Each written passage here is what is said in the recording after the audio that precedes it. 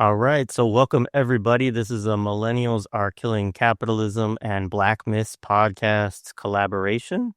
We've collaborated before, but this is the first time we're officially doing it as both platforms. So uh, you all have been engaged in a long discussion of white supremacy, white supremacist groups, particularly looking at the Klan and the three waves or phases of the Klan. Actually, I think you're up to four waves now, right?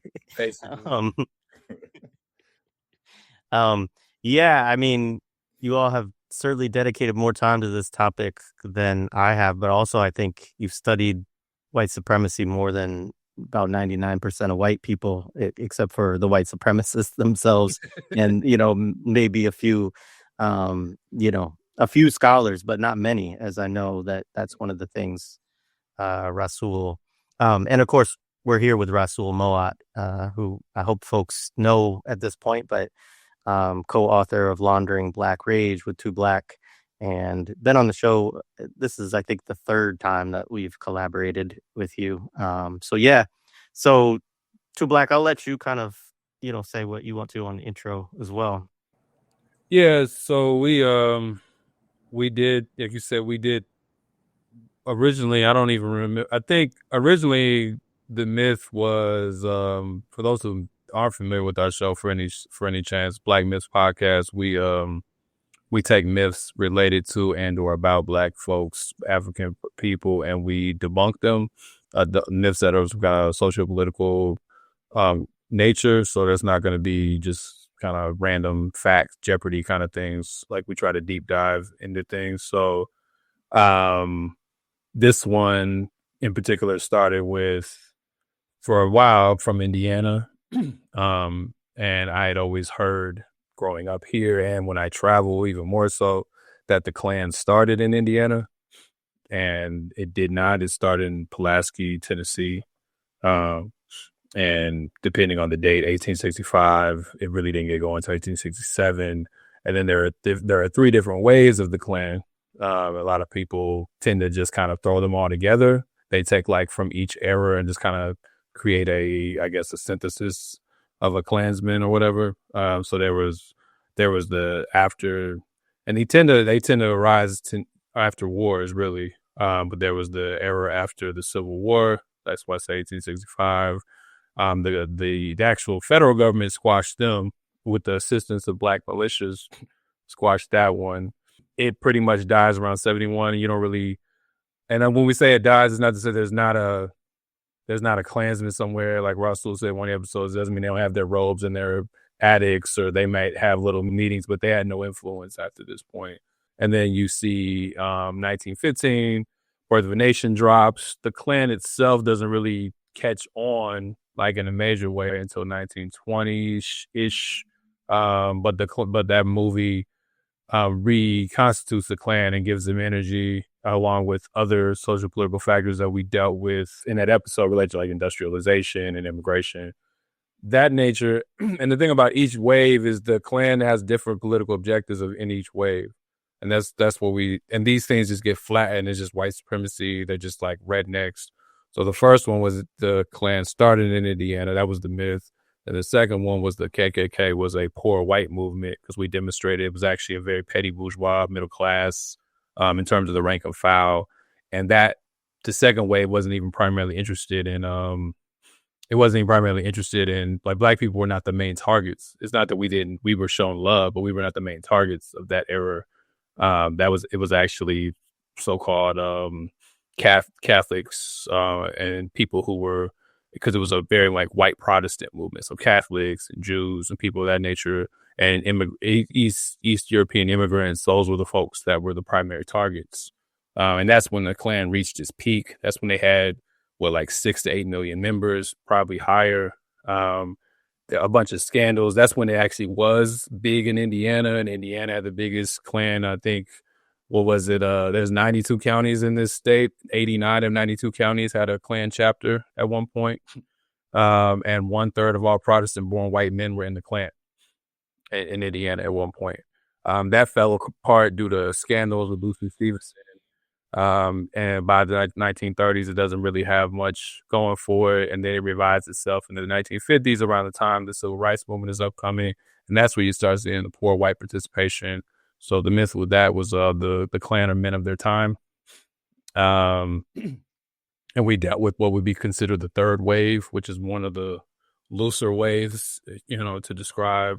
And then after that, that dies off in the it dies off. I don't know. It really depends on how you kind of interpret the history. So that the height of it dies off in the mid 60s, 1960s. It doesn't really fully die off right into the early 70s. Then you have a resurgence going into from the late 70s into the 80s, and that's about where we are at now. We dealt with some of this history when we talked about the Greensboro massacre that happened in 1979 in Greensboro, California, North Carolina. And that's where you start seeing the different groups that people will call white supremacist groups start to come together. It's not the first time, but it was one of the major moments where Nazis and Klansmen took part in a massacre. And it was mainly, again, a massacre, actually aimed mainly at black folks, but it was aimed at communists at the time. Communists who admittedly were not very bright because they held a rally called Death to the Klan and they didn't have any guns at the rally. So, that didn't end well. And then there becomes this turn where white power becomes a movement. I'm skipping a lot, so Rasul can fill in, but I'm just trying to give people a brief history. And white power, under kind of a banner of different, like, I guess, lanes or different expressions of what people call white supremacist groups, whether that's the Klan, whether that's the Nazis, whether that's these more like federal government types, these militia types, they all start coming together. And that's where you get like the rise of like Aryan Nation. And then even later into the 90s, you get the skinheads who were not a part of this iteration I'm talking about now, but in the 90s, they start coming in and they take a position that the United States government is against white people. And they have to take a revolutionary position to overthrow the government. So most people, as we can, I guess, and I'm curious what you thought, Jared, tend to not really deal with the nuances of this. We usually, on the so-called left, look at these groups as not really a threat, or we think that it's just about hate, or, we think that they're kind of cartoonish. And there's not really a lot of research and study, particularly from like our side of the aisle on this shit. So for us, it felt important because there's a lot of people throwing out words about fascism and, white supremacy is on the rise, but then have no real commentary on these groups. And do think the Klan started in Indiana. Do think the Klan is a bunch of just poor rednecks. Don't really understand what motivates them. Don't really understand what their grievances are. And then I think more in this episode, I'm interested in exploring like how do their ideas maybe get transferred to the broader society, even if people don't know that they're picking them up.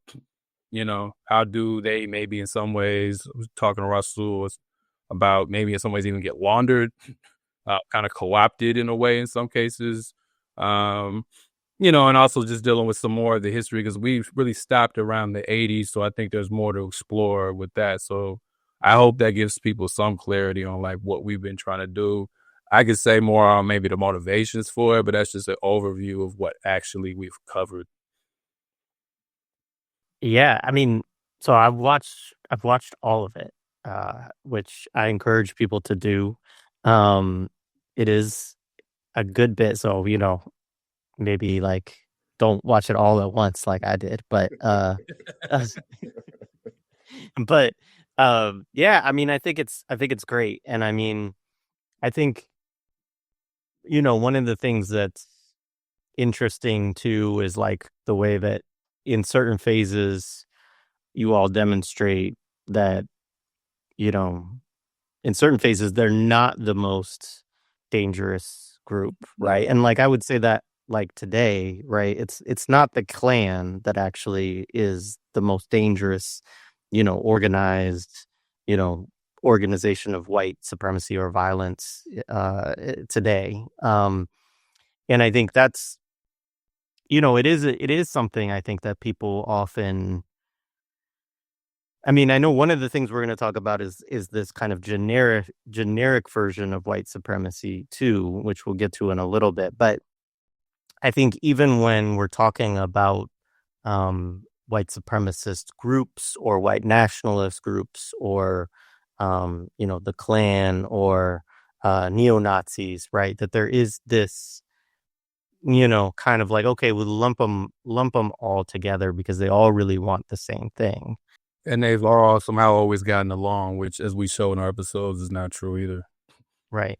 Yeah. Or even like one of the things I think is important within the work you all are doing too is to show during different phases, what is the relationship like to the state? What is their relationship like to different political parties? Because that's the thing is that the thing that I think is really important, as I sat with all of it too, to think about, right, is that they're organized groups, right? And so then they have an ideology, they have politics, right? And then they're organizing to try to enact those in different ways, right? And the ways that they might organize have to do with how many members that they have. I mean, and there's a relationship between these things too, right? Because if they're too fringe with their ideology, it may be more difficult for them, to organize or to have like mass organization, right?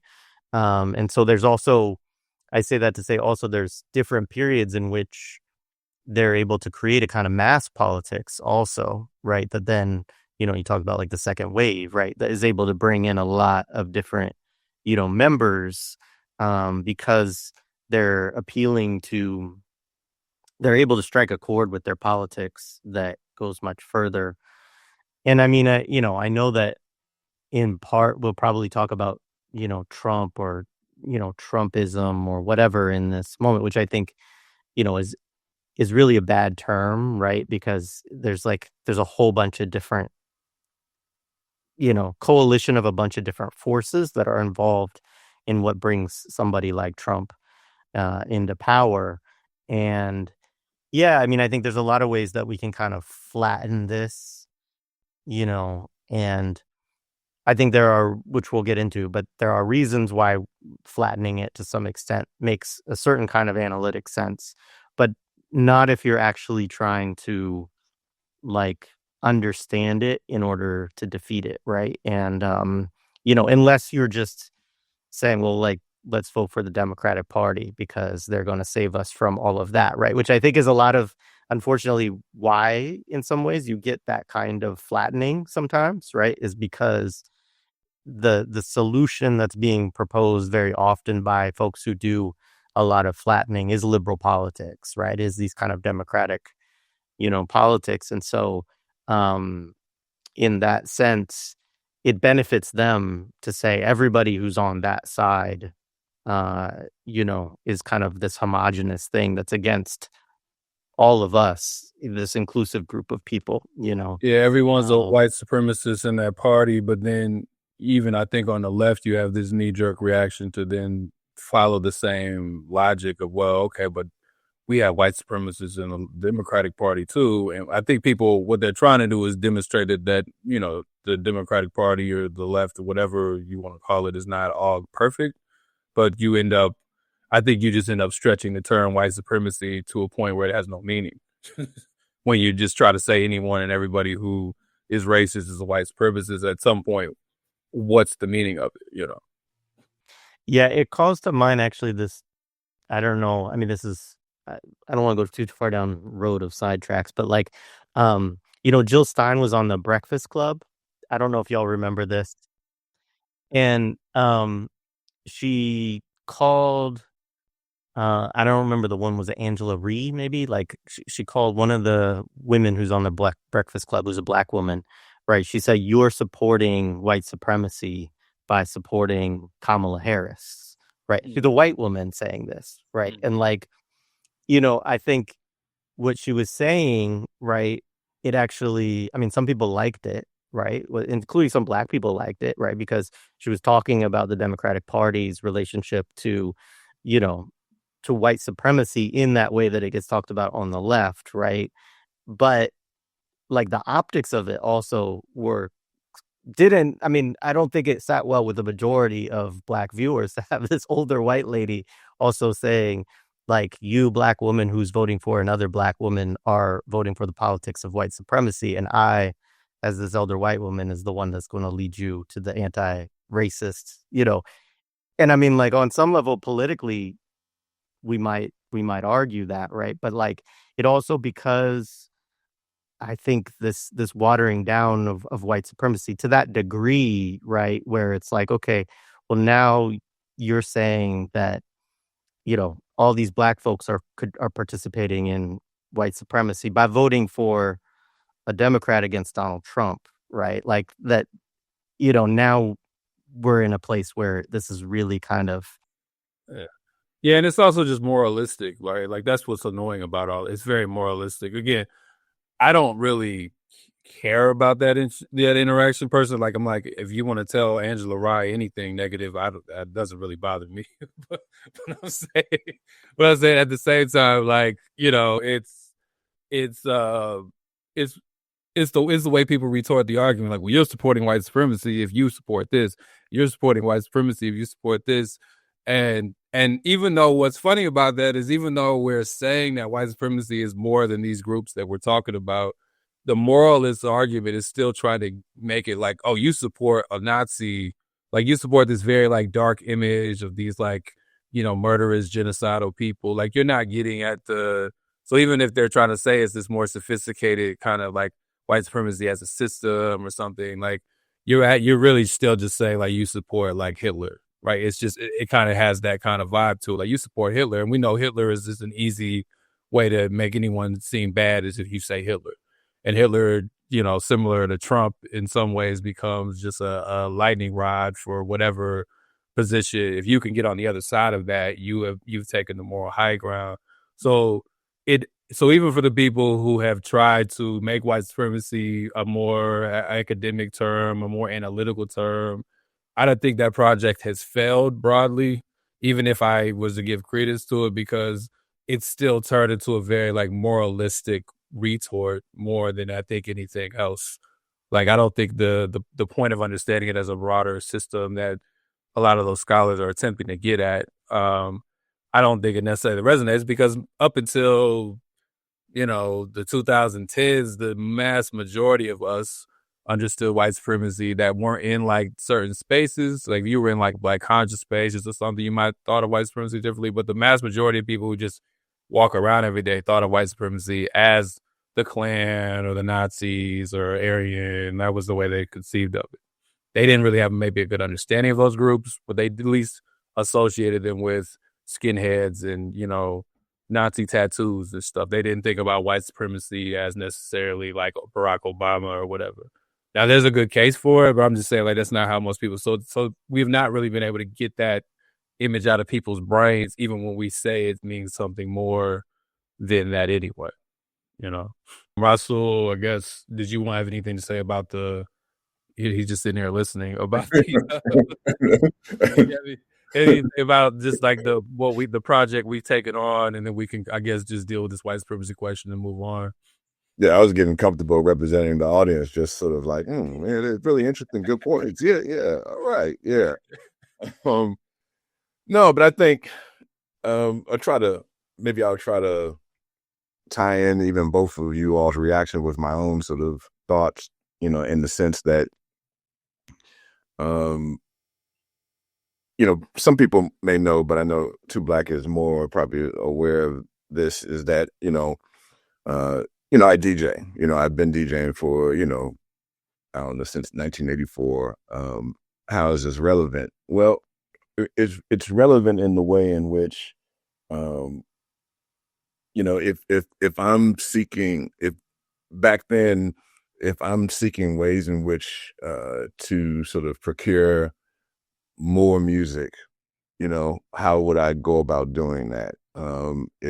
If I'm trying to put people on to, more music, how would I sort of go about doing that? And I think from, those experiences, it developed, at least for me, sort of a pursuit to, try to get at some clarity, or not only clarity, but also breath in something, because sometimes, especially when I go out and listen to other DJs now, but also then, you would begin to sort of hear these things as it relates to the same song, right? The same songs repeatedly. And there's all these other songs that are not being played. And maybe the people who are, attending the space aren't even aware that there's these other songs that could be potentially played. And so while I may not DJ as much, now out in the open, I still enjoy, making my own, mixtapes, because really it's just a chance for me to hear all this other music that I enjoy, right? If I go and download somebody else's mixtape, I'm going to hear just the sort of like standard stuff. And so making the sort of, I guess, necessary relationship why I'm starting with this thing that seems to be completely foreign. I sit back and listen to news, listen to podcasts, listen to others, and you hear these terms of fascism come out. You hear these terms of white supremacy come out, and I'm hungry for information, and I'm not getting it, right? And for me, the opportunity to sit down with the Black Myths over the 10-hour retreat, was a way to somehow make a mixtape, right? To actually sort of, when I look out there, there's not enough books on this subject matter. There's not enough podcasts on this subject matter. And so I'm trying to, I'm out there trying to find that information from others instead of me needing to produce it, myself. But if you don't find it, then you, I think, have an obligation to produce it for others. And so that was, at least, I think, a motivator for me to sort of take the call from Two Black and the rest of the Black Myths crew to, be engaged in this sort of 3 to 4 part, series focusing in on the history of the Klan, pushing me to sort of go beyond some of the information that I already had to sort of look for some more, try to put it together, especially again, since this information oftentimes is not even put together. There's, I think we alluded to it in some of the episodes, that while there are some books on the second Klan, there's not as many books on the first Klan, but there still are books. But the third Klan is the one that really you begin to see. Terrible. Yeah. Where you really see like there's only 2 or 3 books type of thing, right? I'm not saying there's only 2 and 3, but you begin to see it's limited. It's limited amount. Yeah. And then you begin to, start searching for other things, lectures, and you begin to come across virtually nothing. Even, before this, I just wanted to sort of look up, in terms of AI, not because I use it, but now it comes up automatically on Google. But I wanted to sort of look up just, some of these concept points, and even AI was struggling to congeal a response to just some of the terms that I know I was going to use and bring to this space, which indicates that it wasn't enough on the internet for the AI to sort of pull from, summarize, and then spit back out. I mean, literally, it was like 3 paragraphs on white power violence. White power violence, specifically, I think I typed in white power violence 1990s. 3 paragraphs. I just dumbfounded. And so I guess for me, this is now just another attempt to flesh those things out. What's as a quick aside, what's funny is I did that, and they actually, one of our episodes got referenced. and it's just been made. It's been made, and then that's sad. I mean, because again, like I love being a student. You know what I'm saying? I love to hear and listen to other people's work. When somebody has done incredible work, man, I'm like making notes and so on. I don't like, being the one that has to produce the thing. Like, I want to be the person who's sitting in the classroom, so to learn from it. And so, it's just a roundabout way, but I hope it makes sense to people who are listening. One, that was the basis for it, but the realization in doing it just, confirmed why we, intended on doing it, because it's just not out there. It's not dealt with in any particular way, but we keep using the same terms. We keep calling something fascist and fascism. We keep calling something white supremacy. We keep sort of referring to the Klan and with its importance. It's still a thing, but yet no one has been, or not enough people have found it to be something to be curious about, to pursue more, and to produce more a body of work and knowledge on it. So that's just, some of my initial sort of opening thoughts, and, especially in relationship to your respective opening thoughts. Yeah, no, appreciate it. Yeah, Two Black, I'll just ask you, like, when you all wanted to start doing this on Black Myths, what was your thought process from your end on, wanting to study it? And I know you're always debunking a myth associated it, but it's clearly also that, since you've done 4 episodes on it already, that like there was something that, you wanted to spend some time really digging into this. Well, I guess, I don't know. There's a few things. I think on one level, I said it on a very like petty level. I just got tired of hearing people say the Klan started in Indiana. It just like annoys my, I guess, historical sensibilities. but I think I like we've been getting a lot of the terms being thrown around, and I just didn't really find that a lot of us were studying what we now are calling the right, even though as we kind of make point of it in the episodes, the Klan doesn't actually fall like cleanly on the left or the right throughout history. It will today, but I'm saying in terms of when you study it in its different iterations, it wouldn't fall cleanly like as a right wing kind of movement in all cases and times. Like there's, Rasul pointed out, there's progressivism, there's even feminism, there's different expressions of it in different times. So that was more complicated, but I guess it's just also, I was like, well, if we're saying we're in this period where the right is on the rise and white supremacy is totally sacked the government and fascism is here, then just on one level, it was like, well, we need to do more studying of that quote unquote side. And there's sometimes in our podcast spaces a lot of hand wringing about liberals, which I totally understand because they can be very annoying. But there's so much of that there doesn't really seem to be any other thing. And then I think even more, I guess, pointedly, like there also seemed to be this odd embrace of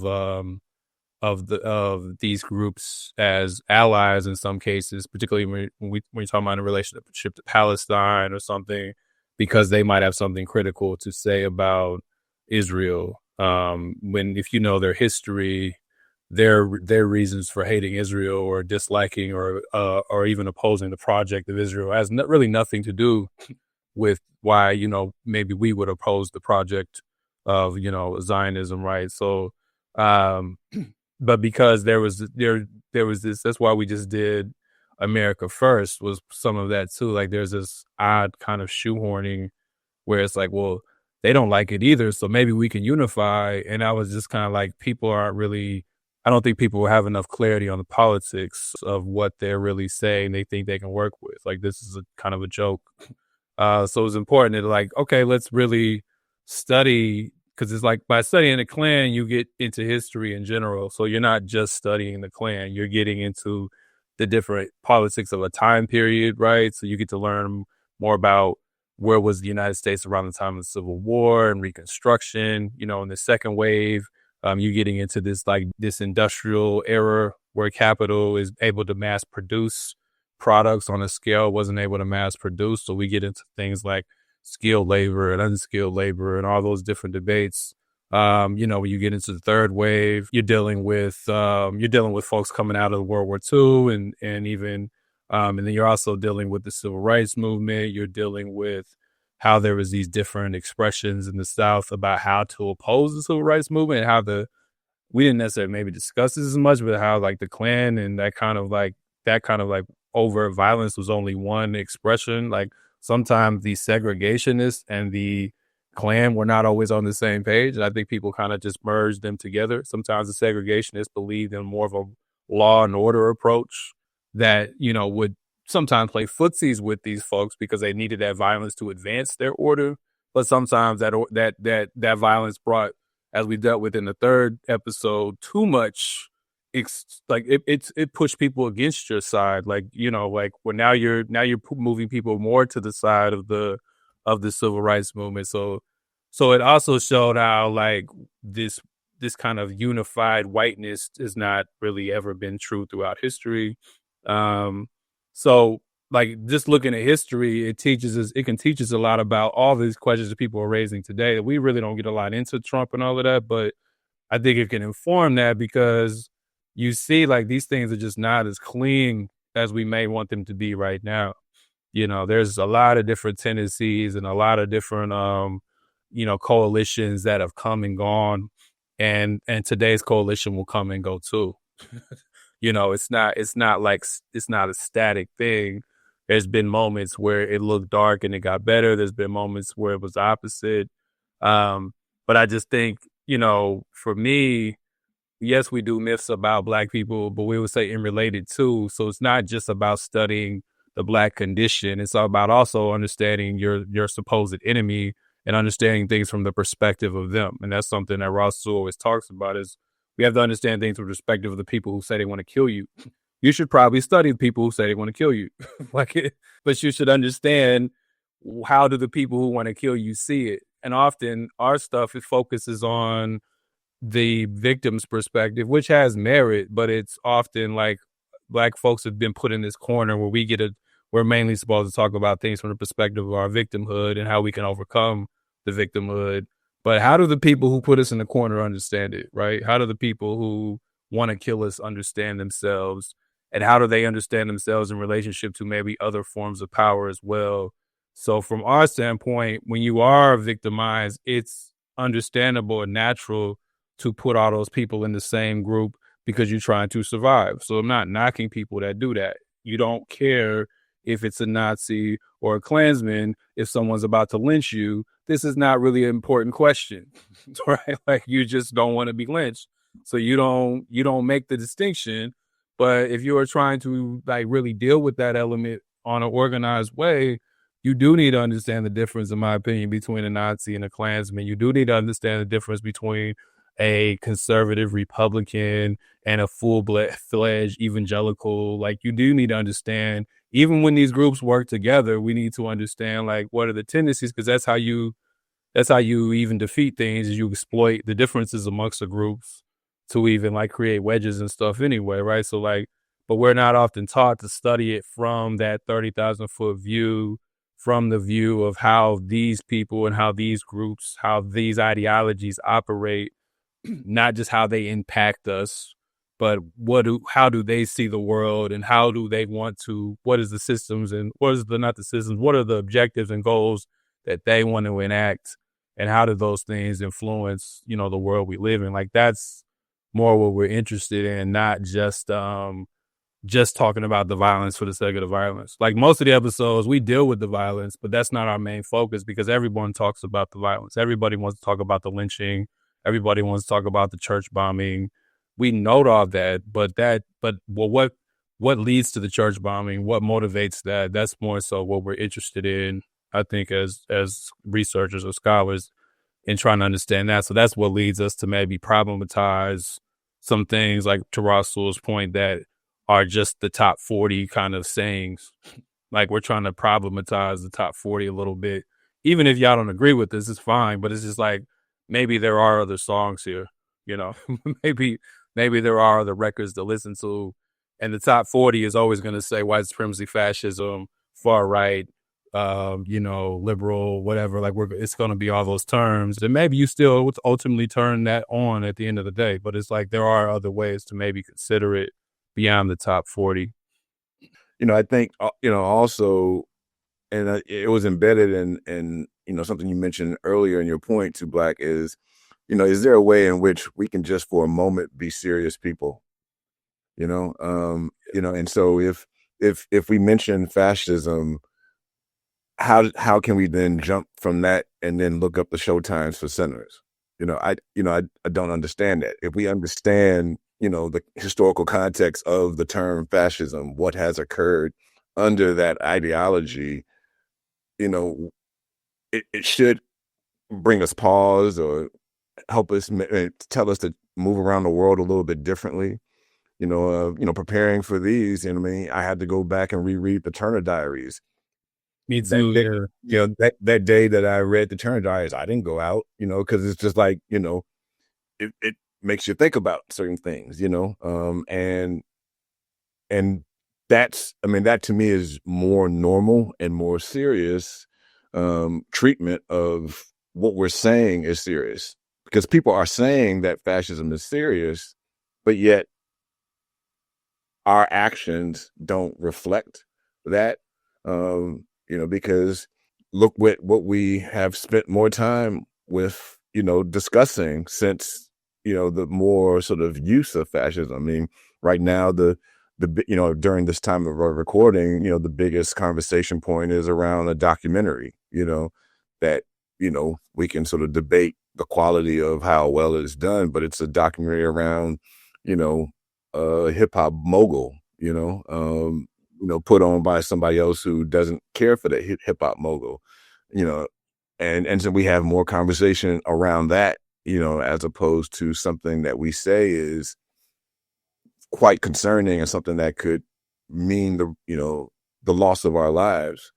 And I'm not saying we can't hold, entertainment and other things, but the point that I guess I'm making is that it seems to be we don't have two hands, and we're not holding two things. We seem to always only want to hold one thing, and it's always the same thing. So I just wanted to kind of add that additional point. No, appreciate it. I mean, I was really honored when you all approached me about doing this, and also like kind of excited, because I think it's for all the reasons that you all have laid out. I mean, it's not something that is discussed enough. One of my good friends and comrades, Brooke,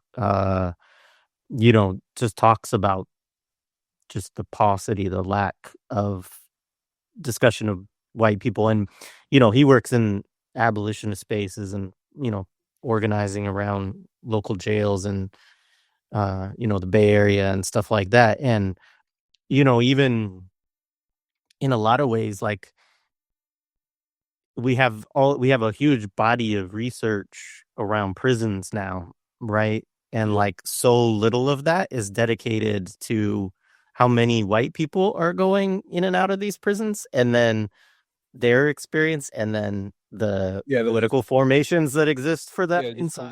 The collateral damage, basically. Yeah. And I'm not going to sit here and say like it's the most important thing, or that we know the disparities and, the discriminatory, treatment of other groups. But at the same time, you're still talking about like probably 1 million people like that are in there, what I'm saying, like in terms of the population of people who are incarcerated.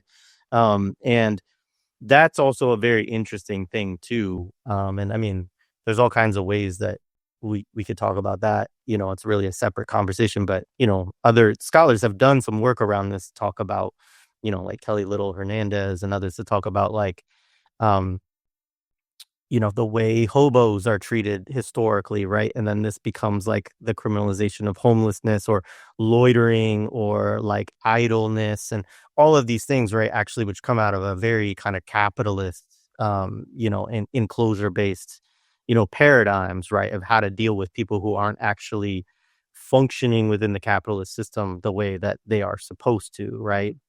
So that's one element of it, right? But it still doesn't explain all of it, right? And so there's just like there's a lot to be able to like dig into there, but just broadly, just not just the white people that on the prison point, not just the white people who are in prison, but also the guards. I mean, people who are familiar with my work know, working with Pendleton too. We're talking about, again, a group of people that the Pendletons who had a fight who were in a group that identified themselves in the Klan, the Sons of Light, right? Like but there's not really a lot of research on like guards. You might hear a little bit about like white supremacist groups in terms of prisoners, but they're like guard gangs. There's not a lot on that either. Just want to make that point. There's some good work. Like I know of one particular on the Brotherhood here in Indiana, but there's not a lot of good work on that and how deeply that runs. Because that's where in these lows, we talk about these waves, in these lows where these waves are not very high, this is where a lot of this activity goes, is actually in the prisons, you know? Yeah. I mean, and Jared, I mean, I think you need to continue to sort of explain your particular point, because I think it touches on a myth, which is white people don't have a grievance, right? And so the fact of the matter is, especially if we believe, you know, the words that the organized white power indicates, especially through the 14 words, they are, you know, reacting to their lived experience.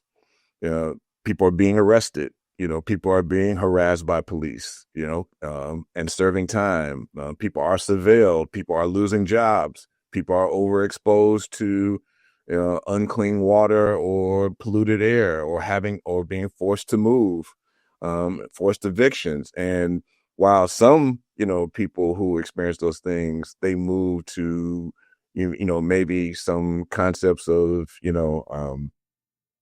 communist thinking, maybe socialist thinking, you know, maybe anarchist thinking, because they wish to somehow still live in cooperation with other people who are people who are experiencing that are not white. But others, you know, ultimately become vulnerable, because especially if we think about the geography of the United States, there are just places that who else is present to provide another perspective. You know, Kansas is massive and empty. And, you know, and I'm sure there's not sort of somebody present to provide, you know, some insight on Ruth Wilson Gilmore or something like that in Escondido, Kansas, right? So I just want to, I mean, I hope you kind of continue your particular point.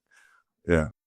No, I mean, that's right. And I think one of the things too, like another myth, right, that I hear sometimes, and I understand where it comes from, right, is this idea that that white people are already organized, like that the average everyday white person is like a part of, you know, that because the white supremacy benefits white people. This is how the argumentation would sort of go, right? Because white supremacy benefits white people, like they are already organized and doing politics and, you know, doing all these things. And like, for sure, there are white people, wealthy white people mostly, right, who are running these communities. And I have seen that up close and personal, you know, growing up and everything else.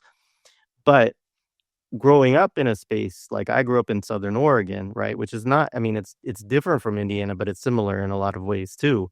You know, if I had been looking for an organization in that, you know, age, or like it would have been much easier for me to find, you know, the local Aryan Nation or the Three Percenters, or, you know, any number of organized white groups, but who were engaged in some form of white supremacists, white nationalists, separatists, you know, form of politics, right?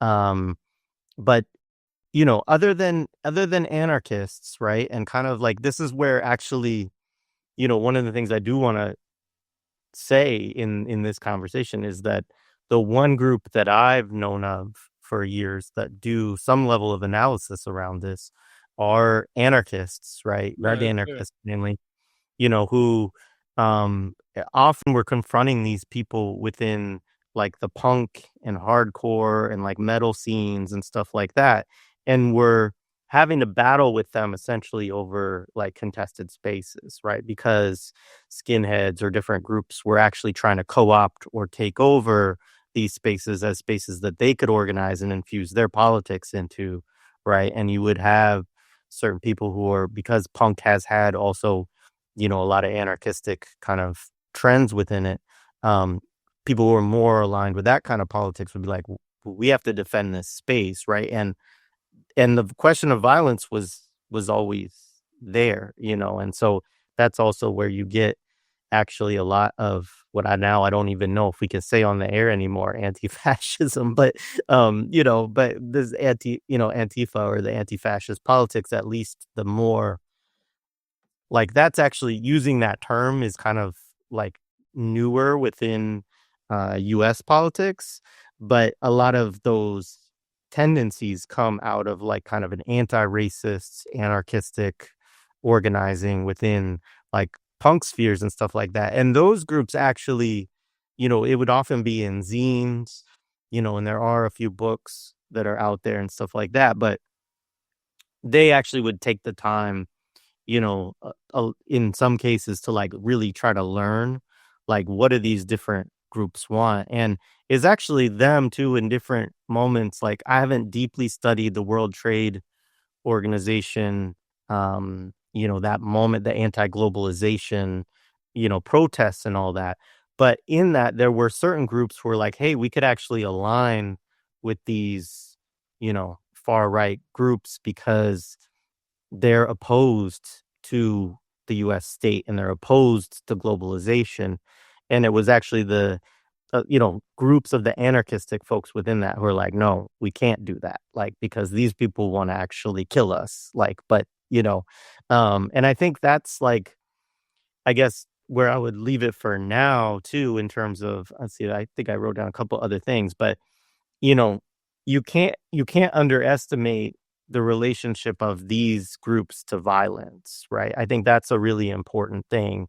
And this becomes a little bit of a point of separation, I think, because it is not true that like every, garden variety white person like has a capacity or an intention around enacting violence around anyone else, right? But there are groups of people who are, and it's not like one of the things you all talked about in your episodes is like, just trying to think about these things through a psychological lens is inadequate, right? Yeah. Like Yeah. you have to also understand that like, I mean, one, the violence often can come through, it comes through training, right? Again, this is organization for the capacity to enact violence for political ends, right? And so even as Rasul, I know you've talked about too, like the pedagogical purposes of this for them, right? And I think that's the thing too of when groups, you mentioned Too Black, like the idea of, for instance, pro-Palestine folks talking about some figures that are within the kind of media sphere associated with some of these groups. It's like you can't underestimate because they don't. It's also not. They enact violence over different groups in different time periods based on the politics and what they're doing in that period. But like a good example, if we go back, Tariq Khan talks about this a lot in his book, The Republic Shall Be Kept Clean, that if we look at that first wave Klan and like that kind of the post-Reconstruction era and then into like the 1880s, 1890s, right? The phases in there. One, as you all said, like it's not the Klan that's, there's a lot of different groups that are doing Yeah. lynching. By that point, the Klan wasn't even relevant. Yeah. Right. But the groups that are doing lynching, yes, they are lynching Black folks, right? And so that like we need to name that. But also they're going after Italians. They're going after Jews. They're going after communists and anarchists, right? Yep. And then they're going after indigenous people as well, right? And so like and if we think about it in a more modern sphere, some different groups on the right, say the Proud Boys or whatever, who have a capacity for violence, like they might be targeting trans people or queer people or, and so that's the other thing of this too, is not flattening it out and thinking that, what we think of as a white supremacist group, that they only have, or a white nationalist group, right?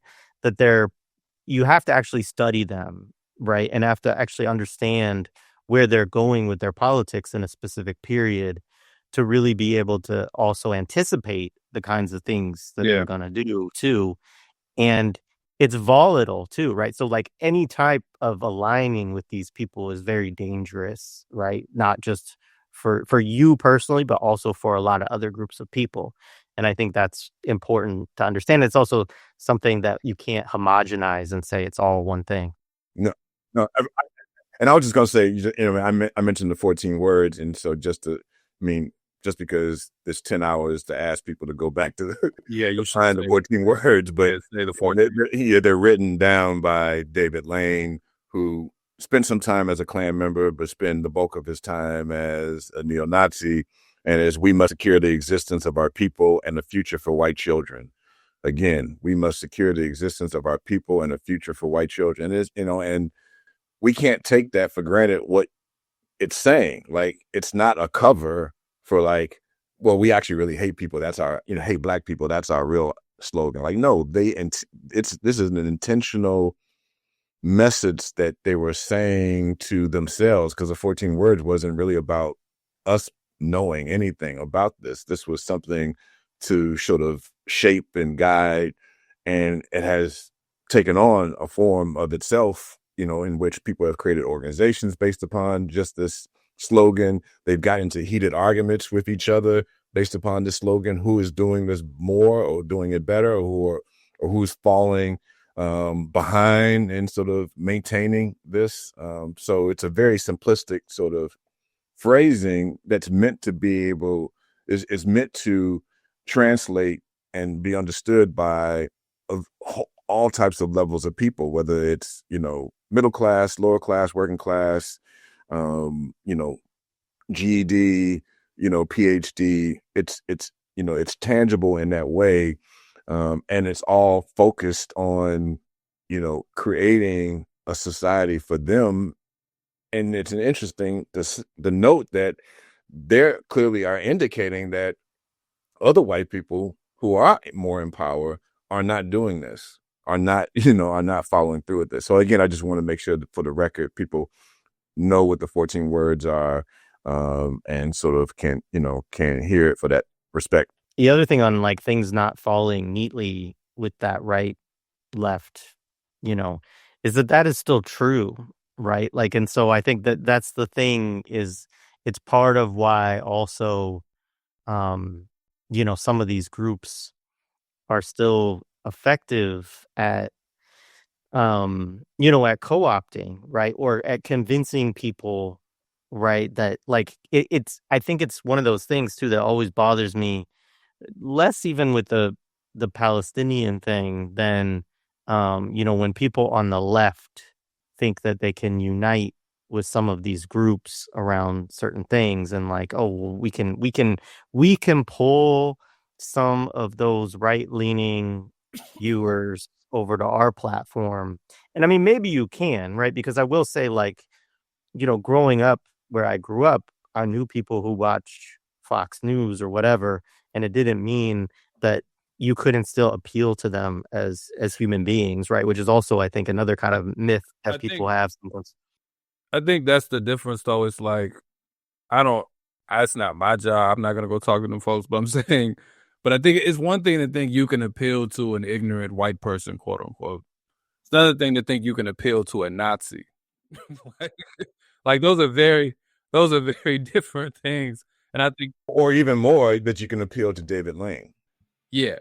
Because so there's these levels, and, Catherine Ballou, in particular, but some other scholars have begun to sort of represent this visually, and so that people can have a better frame. And especially nowadays, we think that it's still about numbers, and for them, it's not about numbers. And so in one of the, Catherine Ballou's, lectures, she talks about like, and real quick, Kathleen Ballou wrote what book, just so people? Yeah, Kathleen Ballou writes the book Bring the War Home, which provides a theory on its war and the environment of war that increases the numbers of recruits and the intensity of activity amongst what she calls organized white power, which is a helpful term to also think about, always using or framing. She starts with Vietnam up to the present day. one, wartime brings, people's skills and training into picture, because people go, because they're enlisted, especially because of the class of who they are. They're going to typically go this route, because also financially it comes out to be something better to go leave your small town, go do a tour, and then come back. So Captain Blue presents that sort of theory, and it's a helpful one. So within that sort of continued development of her ideas, which I'm sure she's going to bring into her next book, is that, she comes up with this target image where in the middle, there's this core group of 25,000 people, let's say, as an estimate, that are the core, the true believers, the people who are producing the literature. They're conducting the lectures. They're the ones that organize maybe a group within a particular city. So this is that small group, and I'm not sure. I can't remember if she's framing the 25,000 as just United States or worldwide. I believe it was just United States. Yeah. And so, but that's a small number. If it's the United States, it's even smaller, of course, if it's the entire world. Because one, I think sometimes we also don't realize United States population, it's 350 odd million people, the vast bulk of it, which is white. So 25,000 white people who are organized by power out of 200 million, is not, significant in any regard. So 25,000 core. Then another group is around that, who are the active frontline members. They're the ones that are at the protests, chanting, buying the paraphernalia, especially in the second Klan. We talked about how it's a, pyramid scheme, which probably hasn't stopped, right? Yeah. And so that, so estimate of about 150,000 to about 175,000 or 200,000 people are in that sort of second sort of target range that are around those people. And those are the people that some people think that they can flip, and maybe in some cases they can flip, but there's never that 25,000, right? That's rare, right? But they're not, that mass number is not the people who are producing the literature. They're not the mindset or the intelligence around this that's developing it, expanding it. The reason why there's so many more organizations that people can be involved with. And then there's another group around those frontline people of about 500,000 that are also consuming it, but they just choose not to be engaged in organized white power. So they're like Christians that go to church sometimes. Yeah, and so they download a video, they view it, they hit like, they subscribe, these types of things. But they're not shooting nobody. No. And so if those are the three targets that we can clearly mark, that still also leaves then out all these other people, which I know, which is part of what we're talking about, which is how does this then diffuse out even further? These three targets are, these three sort of levels are just the people who directly are associated with the ideology as strongly as possible. People who produce the ideology, people who are trying to follow it to varying degrees, and people who read it. Everybody else is completely oblivious to how they're assuming it, appropriating this, where the groups are meeting and why they're meeting, and that type of thing. And so if we sort of think about that sort of, provides a way to sort of understand of who and who. And so exactly, you're not flipping, the fact that Don Black is the creator of Stormfront.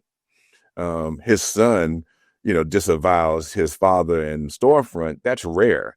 We don't hear about anybody else, right? Yeah, and it's rare, and it's not really, again, it's the distinctions like you just made. So, and I've said this, I remember I was on Rev Left and I said this to, I was just like, I never see this kind of recruitment enthusiasm for like the Bloods and the Crips or something, who are probably much more flippable than an Aryan nation. But so I never see this kind of recruitment enthusiasm. Like, we need to get, again, you'll see it from like black radical spaces, maybe not as much you're used to, but you used to see this kind of like, and sometimes maybe an obsession with the lumping. But outside of that, you are not going to listen to a lot of these social democrat shows and talk about the black working class that is vulnerable to gangs and how we need to bring them over to communism or socialism. You never hear this.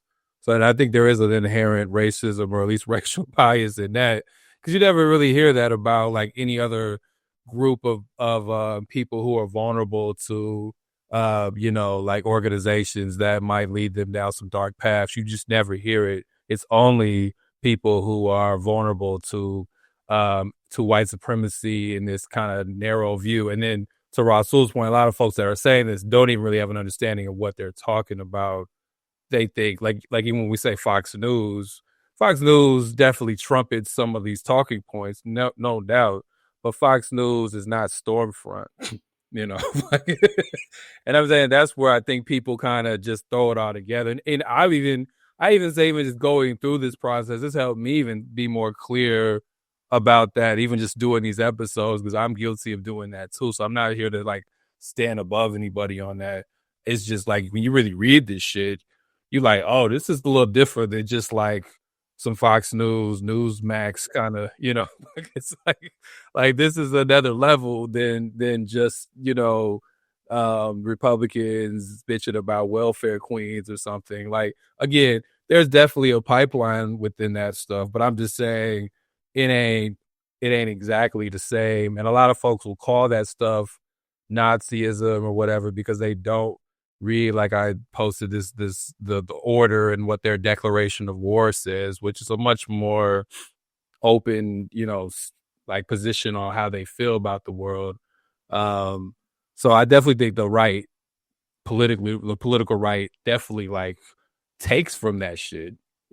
I'm not saying that they have no connection with it, but it's not the exact same thing when you actually read it, because they know if they went out here and said that explicitly, no filter, like it's not even going to appeal to some of their folks. Or in some cases you find, and I think you're seeing that today, is that they realize, oh, some people are hungry for that.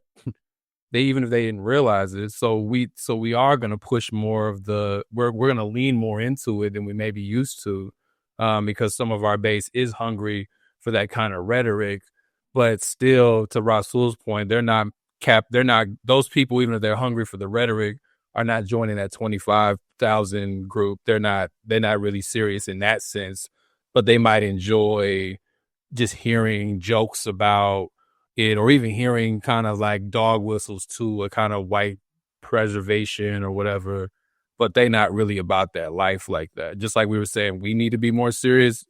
It's not that all white people are serious either. I think that's another thing about like white people are serious and organized, and we're all out here watching movies and smoking weed while they, like that's basically just a black radical Cosby kind of talking point,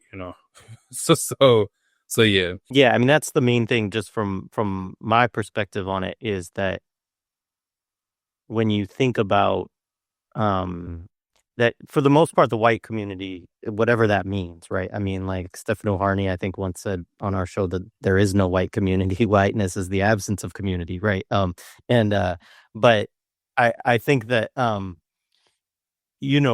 growing up in a area, right, where it's mostly white people when I was growing up there, there just wasn't much organization at all, right? Like not many unions, not many, there were churches. Like churches was probably the most organized that most white folks were, right? If you went to a certain church, there was a political kind of orientation to that, in a kind of in circle with that. And, politics is taught in those spaces, right? But outside of that, I mean, I did know of neo-Nazi groups, I did know, I mean, the 3%ers in particular, I mean, because there are areas in Oregon, I mean, people probably know of stuff like this from like, the Bundy family and, some of this stuff. But like,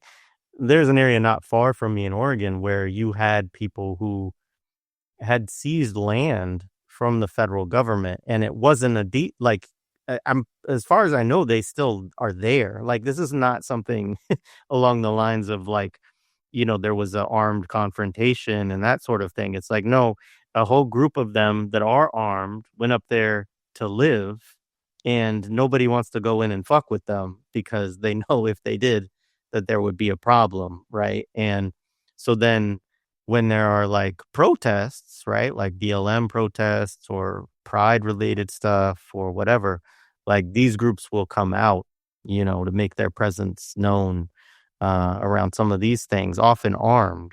Well, I mean, you're not And far from Idaho, which, they literally hold a Aryan World Congress. Like, that was where they used to hold that. So people around the country would all come and converge to have the Aryan World Congress in Idaho, so it's right up there. Yeah. And besides, anarchists, that have been good over I would say the past 20 years, maybe 25 years in writing about this, right? Southern Poverty Law Center has to also be acknowledged as probably one of the few places since the 80s that has been sort of trying to be a hub for this, whether they get it right or wrong. The point is, at least there's something present there. And so they've always produced a hate map.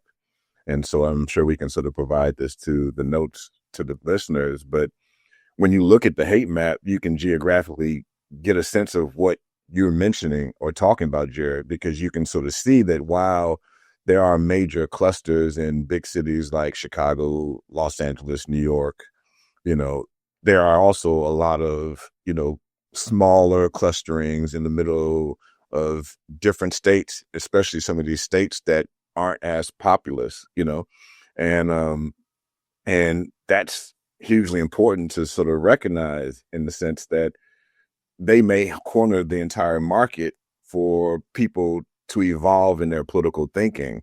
Hey, I'm working at Amazon in Montana and I'm sick of my wages, and my supervisor, and also my coworkers, and all my coworkers may be indigenous or, Latinx or something like that. Who's present to process my anger, and I don't go to church, which a lot of people don't, right? I mean, regardless of what people want to believe, a lot of people do not, right? And so who ends up being there, especially if you have a coworker who's involved, they can sort of just suggest like, hey, I hear you, brother, that, you have check this out. I got this. Exactly. Here's this link, and they may, they may listen and they may disagree with coin points. Like, I don't want to hit nobody. I don't want to beat nobody up, but like, but I also agree with this particular point. And so then they come back and listen to some more. And so exactly, when you look at this entire map, you can see also where, organizers have abandoned in terms of thinking about, addressing people's needs, and we know specifically the Democratic Party long since abandoned its 50 state initiatives, that Howard Dean, which some people may not even remember, was really the sort of key sort of architect of, and once he sort of was kicked off, the sort of circuit or part of the representation of the brand of a Democrat, they went to the social media part, which then went to a whole nother class of people, and also within urban centers. Another thing we can thank Obama for. Exactly. And so completely abandoning addressing local issues, which is what Howard Dean was trying to push with the 50 state initiative, is you need to have an office in Boise, but not just in Boise, but in the small towns outside of Boise, Idaho. And they shuttered all the, the 50 state initiative, which then meant there was not a place then for somebody to maybe get involved in a campaign call against, a toxic dump, or whatever else. So, yeah, I just want to kind of, sort of present that to people.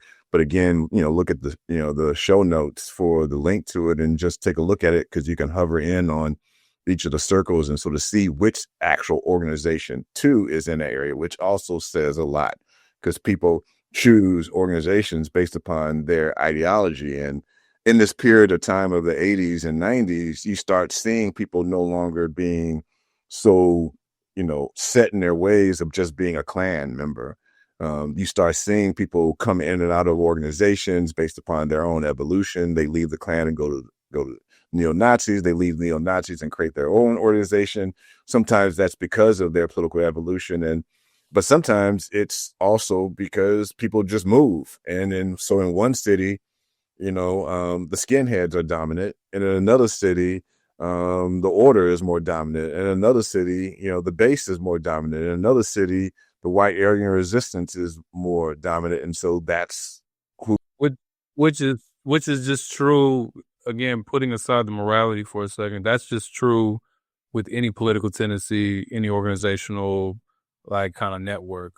So we could say that even about and people date people, people go out, people get new friends, people may start dating somebody, and I'm mentioning dating because it's not far fetched, because also I think one of the myths is to think that this is all male, and that's another thing that that's farther from the truth.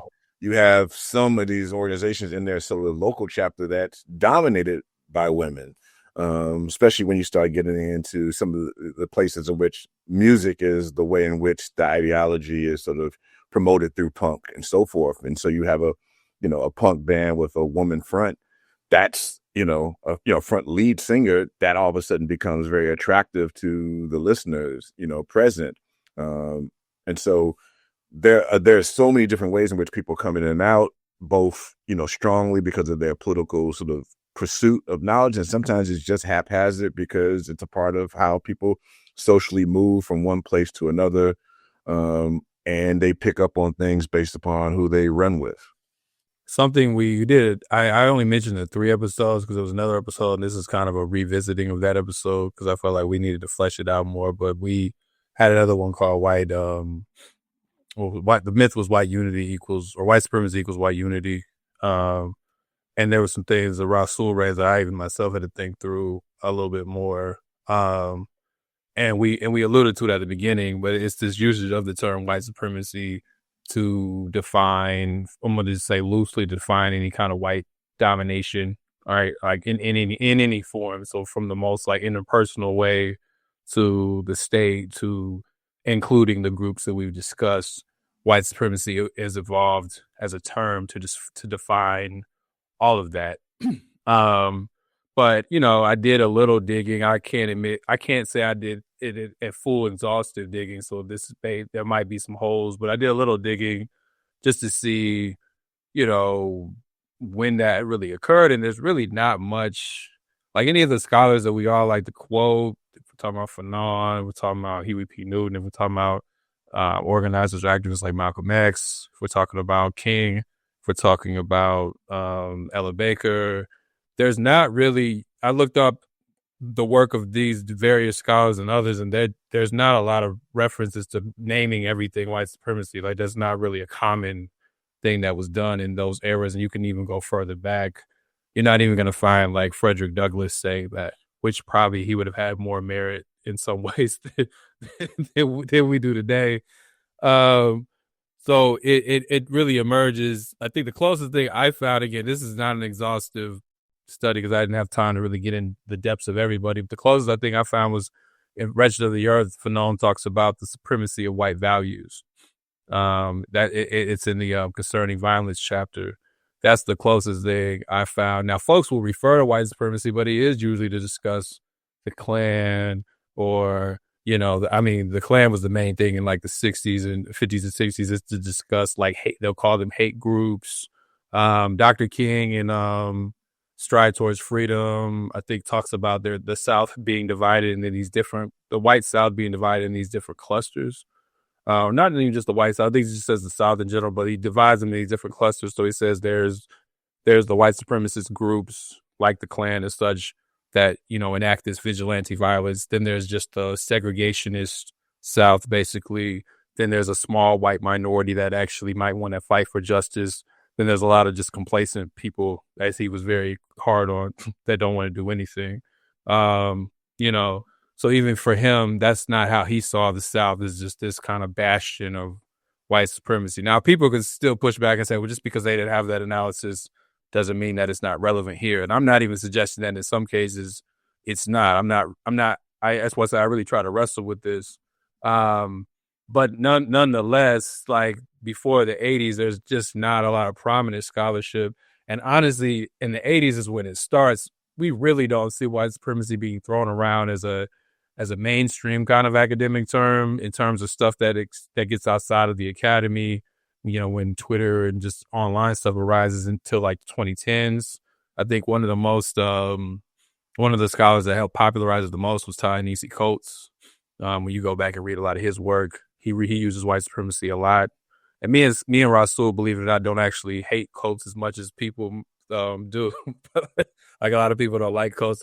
I don't really hate him. I don't really have a hardcore like beef for Coates. But I'm just saying, just looking at it factually, he was one of the ones who really gives rise to it. Now, when I was first introduced to it, it was in Black Agenda Report. They used it more broadly. So I'm saying it's been used in different spaces. There's philosophers like Charles W. Mills wrote a piece like white supremacy from a philosophical perspective, and he tries to make a case to see it as a unifying system. And there's different scholars. Even if you go to Wikipedia, it's funny. They have like 2 different sections. If you just do the white supremacy page, you can look at it anytime. And they have a section that talks about everything we've mainly discussed, like a Nordicist view, like white people coming from the Nordic area and that being the highest form, and the Aryan view. And they talk about these different white supremacist groups. They just name them all, and that being white supremacy. Then there's a whole separate paragraph where they say in academia, white supremacy is also used as this kind of unifying theory of like white privilege and benefits and such. And often the two don't really meet. And that's where I found there to be some real issues.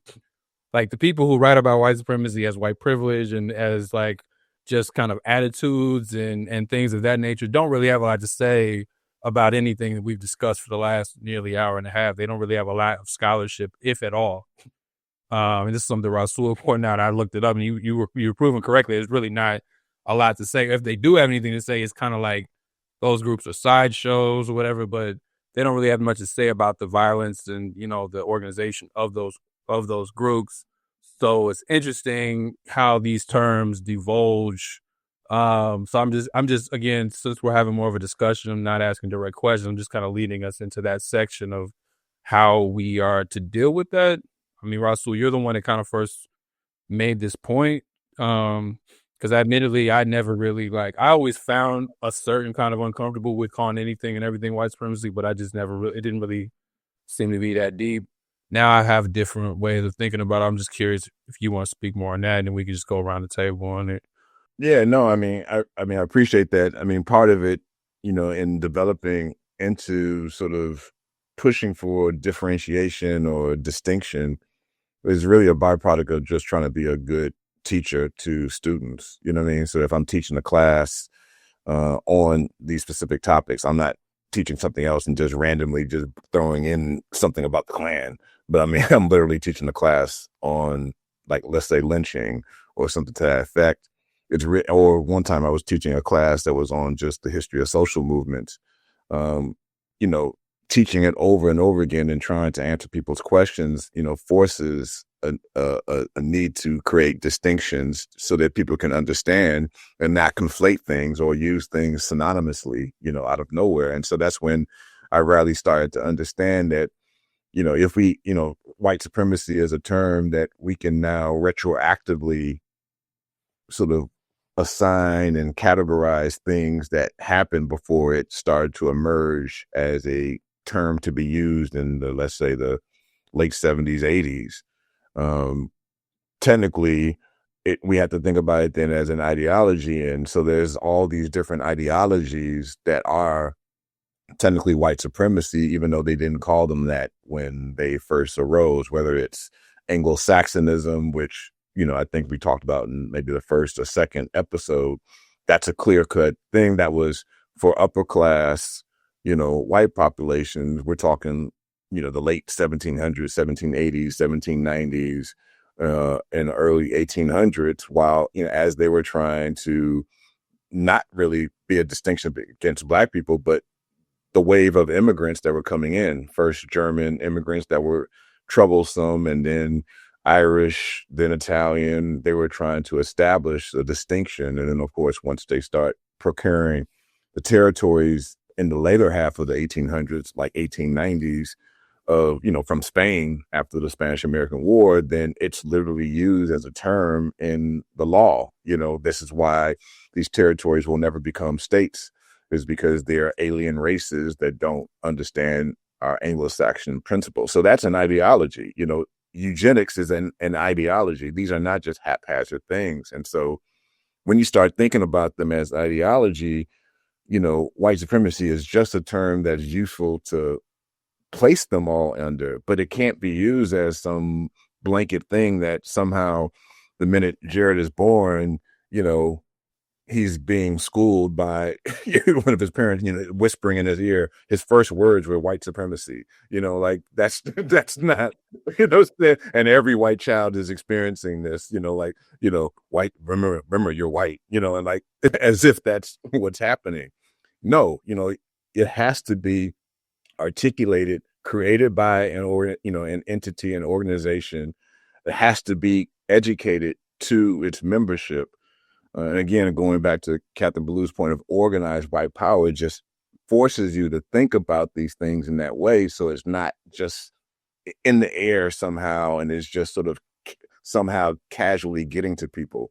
So once we get into this, this era's sort of thinking, it really comes about, and I think we mentioned it in late 1960s, 67 specifically, with the creation of the book White Power. So they themselves create their own literature, and this was the first time that a white supremacist is putting their ideology in book form as philosophy. Before this, these people who are thinking of white supremacist thinking were creating books that were talking about other things, whether it's, evolution and stuff zoology. Like that. Yeah, zoology. Yeah. But this was the first time. It was more like the scientific and even some of the religious racism or religious white supremacy, but they're more trying to theorize on like people as subjects. Right. Yeah. I mean, you can give some credit to maybe Madison Grant and the passing of the great race, before this. Like, but and that's, going back to, near the turn. But that was still within like zoology or something, no way. Exactly. So he's still talking about evolution and so on. And of course, he's not talking about any non-white race within it. He's talking about, Mediterraneans watering down the Nordic race, right? The darker Europeans. Yeah. So he, quick aside, I just found funny that his work. I remember I was going over our episodes and you talked about that work being used for national parks. Yeah, because he was the founder. He's one of the founders of conservationism. The whole notion of preserving the redwood forests and also making them accessible for us to use.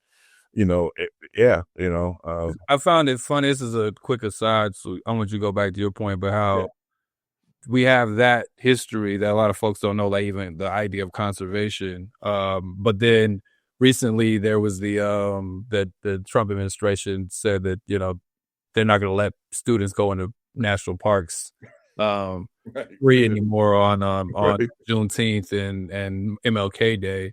And people will call that white supremacy and not know like how national parks were even put into effect, right? Like it's just a little funny caveat, but go ahead. Yeah. Conserve the natural resources for the race. I mean, that was the whole point. But so you can give some maybe, credence to that particular book, but really I think the clearest ideological book that's produced in is 1967 with White Power. And as we, also mentioned in that episode, is that it's not coincidental that it's the same year as Black Power being produced, which goes back to our point that, we act as if, white populations cannot be aggrieved and don't have grievances against their status in the United States. Yeah, whether we vibe with it or not. Exactly. Yeah. And so he puts this all in book form, and the reasons why there needs to be white power, and the reasons why white people need to come together, because they're not together. And if you read the book, that's what he's doing. He's trying to make an American Mein Kampf.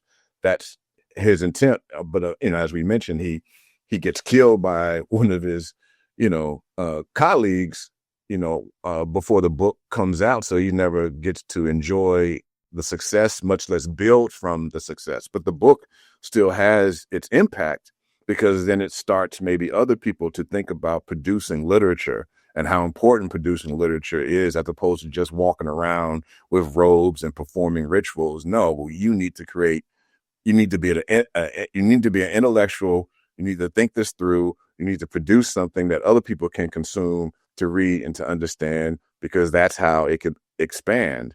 Otherwise it stays small, and it stays, hokey, and it stays in this sort of like good old boy, good friends, sort of way. And so he puts this all in this form, besides doing things before this that were even a little bit more advanced as well, creating a newspaper, and these types of things. But yeah, 1967, white power is formed. And I think this is when they themselves are now thinking about white supremacy, through the articulation of this book, White Power. And so they can then expand on it, which is what they ended up doing. But you're right. We don't see white supremacy being sort of brought forward, even with the publishing of this book after there's no reaction to this book. You don't see anybody speaking on it that we of note, like Fred Hampton is not speaking on it. Well, he does say white power, remember, in relationship to not, Lincoln Rockwell's, articulation of it, but he's talking about, the collectives of, white young people who were being aggrieved in the north side of Chicago, because they had moved from the South to, Chicago, and they were experiencing mass evictions or unfair treatment, on the streets by police and so forth. And they were walking around with, Confederate flags, on their lapel. Yeah, young patriots as a form of rebellion, because they were taking the spirit of rebellion from it, even though they understood it was Confederacy. They also saw it as anti, United States in some way, until, of course, Black Panthers sort of talked to them about also what that represents, and they, of course, got rid of it. And people overplay that story. Yeah. But you have speeches by Fred Hampton that's saying, power to the people, Black power to Black people, white power to white people, and of course, he's clearly, again, not clearly talking about it in this Rockwell sense. But outside of that, you can't find even white power being interrogated or questioned by anybody. And so what ends up happening is we begin to sort of see this in every era, this ignoring of studying this or even talking about this. I know we just mentioned the 80s. Besides, these meetings that are occurring, there's violence that's happening. And instead of talking about the violence on Phil Donahue's show or these other platforms that a lot of these Black intellectual celebrities were starting to appear on, they were using it to platform themselves. But again, this starts getting to, in my age, when you start thinking about the later 80s and the early 90s, when I started going to bookstores, you don't have anything in these bookstores that are providing any information or talking about these groups in any particular way. I think you have alluded to, there's discussions about reactions to the groups, experiencing the actions of these groups, but nothing actually studying these groups in any particular way. And coming from Chicago, that's even more puzzling, because Chicago has been a hotbed of developing, neo-Nazism for quite some time. And so, there's a need, there has been a long-standing need for literature, which we've been saying over and over again. And I'm just sort of bringing in the point that there are these actual historical situations and incidents that are happening that push that point even more. And what we're also speaking to is the fact that how many times we were letting ourselves down by not studying it, at all, right? There's still not even a lot of books on Oklahoma City bombing, and it'll be hard pressed if you look at the authors, find any Black authors on Oklahoma City bombing, period. And you're definitely not going to, I mean, if please tell me, and I hope people can maybe post it, please tell me a Black author about on a book about the Klan. I haven't found it, and so if there is, I would love to read it, and if it's out there, please send it. Yeah, and I don't mean a dissertation. I don't mean a master's thesis. I mean a published book by, a Black scholar solely on the Klan. If it's so major, if it's so threatening, why wasn't this ever something that that merited study? And if it continues to be of concern, why has it not, merited study yet? Yeah. Yeah, appreciate it.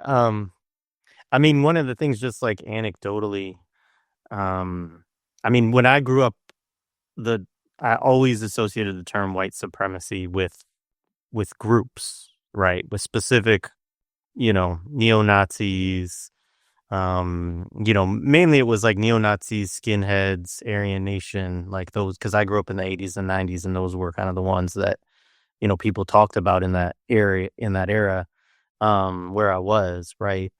And I say that too because the term white supremacy, like, just for context for folks, my father was a co-editor, co-author of a book called Institutional Racism in America, which comes out in like 68 or 69, and I think 69. And he and his, like, it was, I think everybody who wrote in it was white, I believe. But it was a product of like him and other folks trying to do research actually based off of Kwame Ture's like call for study around institutional racism, as well as for white people to try to address problems within their own community, right? Anti-racism, yeah. And so I just say that for the context of, that term was like, I was in a household where talking about institutional racism or talking about, systems that held Black and other people of color, non-white people, whatever term you want to use, like, that oppressed them or discriminated against them or whatever. Like, this was something that we would talk about, but that term white supremacy was like reserved for something very different from the kind of institutional discussion, which is often not that. I mean, when it gets used nowadays, my feeling, I often do kind of like, I'm ashamed to say this a little bit, but like walk the other way or whatever, because a lot of times it's very liberal and it's very self-helpy at this point. Yeah. It's not even when institutional. Yeah. it's not. Yeah, I mean, sometimes it's institutional, but sometimes it's like so effusive, and then so also like, this is what you need to do, like, white person, in order to like confront, it's very basically. And it's very HR too. Like it's got a very HR tendency to it. Like how do you spot it in the workplace? Kind of, very like sexual harassment manual kind of. Yeah, like microaggression. I mean, and to your point, that's irresponsible. I mean, if somebody's sitting there in one of those sessions and they think, well, if I hear something, I'm supposed to say something. And so you go to a space and there's a neo-Nazi, chanting, or a group of neo-Nazis, and you walk up on them, good luck, and we've seen that, right? We've seen that happen, right? Where people are emboldened by this notion of, confront. And similar to the Death to the Klan rally, you don't realize who you're confronting. You think it's about just sort of, yelling back at a person because you think that they just hate your friend, and not think that, no, they want to annihilate a race of people so that you know, their collective can live, you know, to varying degrees of who they may be within what we were talking about in terms of the levels, right? But yeah, I just want to kind of just chime in with that particular point of like it's irresponsible as well because we don't frame who these people are, and then also more importantly that they're organized and what is the organized, you know, message. Yeah. So, Russell, I have a question for you in terms of how you would think about something like this, differently, or the overlap that you see, right? Because, if you study, which I know you have, like in the 19th century, right? And you were talking about conservationists and like this kind of like, there is the whole development of biological racism, right? Of like beliefs and you Scientific. go to like those world's fairs and stuff like that in the era, and they literally like have 14 races, right? And it goes from like this is the Anglo-Saxon race to like you Germans that, and this is actually like if people go to Epcot, like that's what Epcot is born out of. It's like when you're going around to those different, oh, like now you're in, Mexico or the Aztec temple, like it's born out of that old World's Fair paradigm, which actually you were supposed to be kind of moving like down a ladder of civilization essentially as you're going through that. And so obviously that's a view of, you know, whites, it's a white superiority. It's a, because always at the top of these are like specific European slices and then it kind of moves down, right, based on this. And obviously it's like conflating kind of two different things very often. I mean, it's a whole bunch of mess, but like, it has this notion that there's biological sort of superiority and inferiority as you're moving down. But then there's also, because of that inferiority, there's an inability to develop like civilization, right? Like, so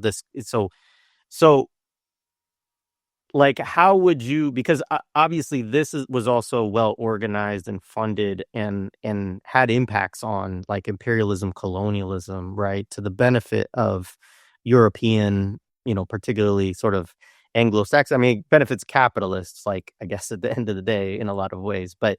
Um, but how would you situate that as distinct, or what are the important distinctions between that and when you're thinking about white supremacy, yeah. Now, I appreciate the question. So I'm going to just, you know, draw from, you know, your own sort of bookshelf background. There's two books that, you know, when I highlight in this, you know, for our listeners, this is not planned. You know, it just happened to be that I recognized the two books on the shelf, and one of which is Racecraft, you know, by Fields and Fields. And, you know, I know, you know, one of them has passed, Karen Fields passed.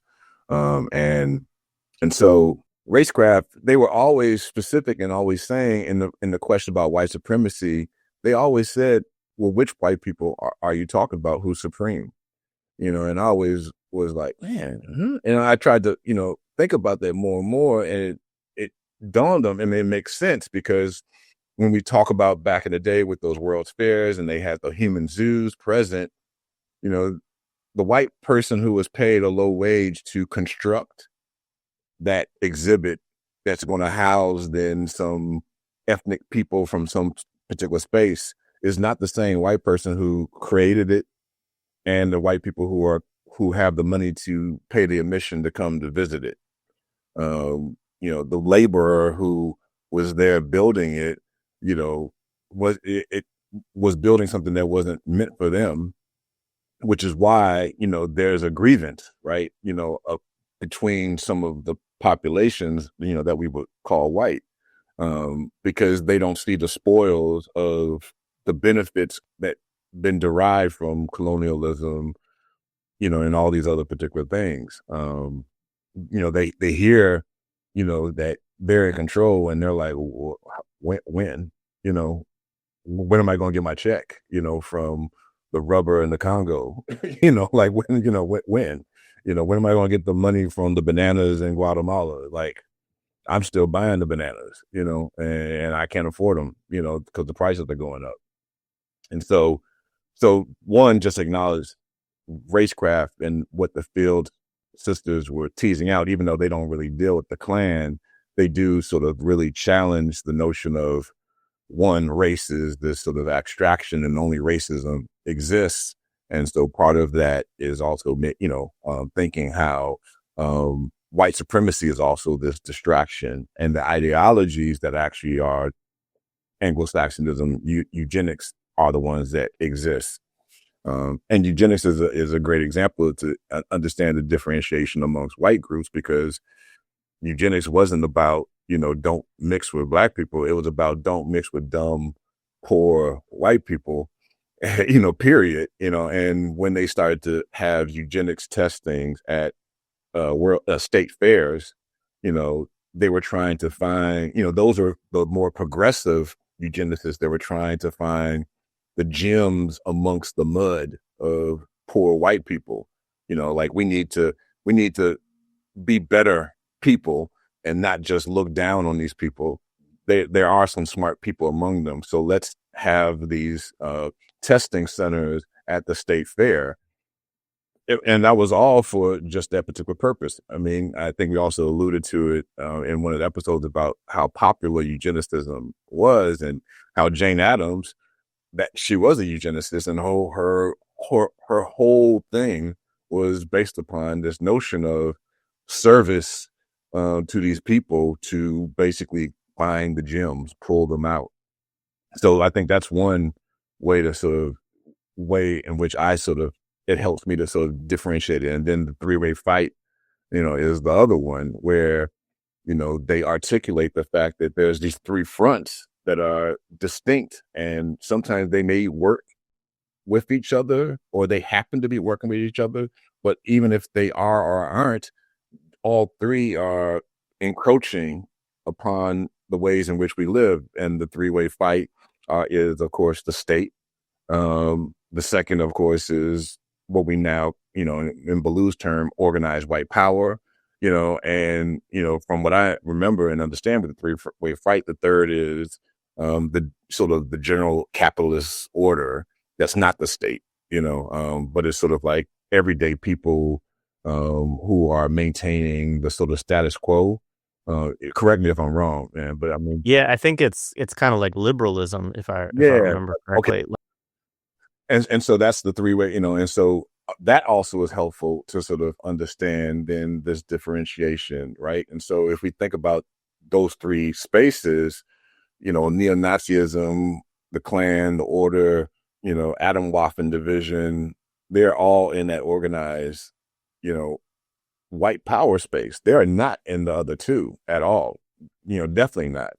And again, their violence is allowed by the state to happen because it's useful. It's sort of like, I think of the example of, I think I used in some other particular space. It's sort of like in football, calling up the blitz. Fascism can be useful to call the blitz when capitalism is in crisis, right? Yeah, that's a good analogy. But you don't use the blitz every damn play, right? Because you can get, you can get burned. Yeah, I mean, burned. Not to get too deep in that metaphor, but yeah, at some point you can count the blitz too. Like, where it's coming from. It's not really a blitz anymore.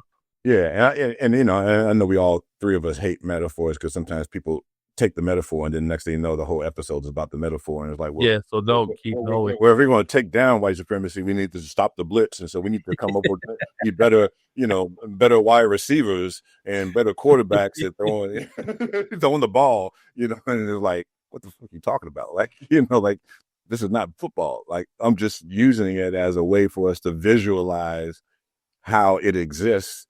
It is not something that it wants. The state does not want organized white power just to continue to happen, because they know that white power, a lot of it is anti them, because they have their own issues with how they're running, the remaining part of society. And of course, we know with liberalism, it's the complacency of the masses of other people with no action, which kind of also alludes to Black, what you were talking about with academics. There's this sort of emergence of an academic explanation of white supremacy.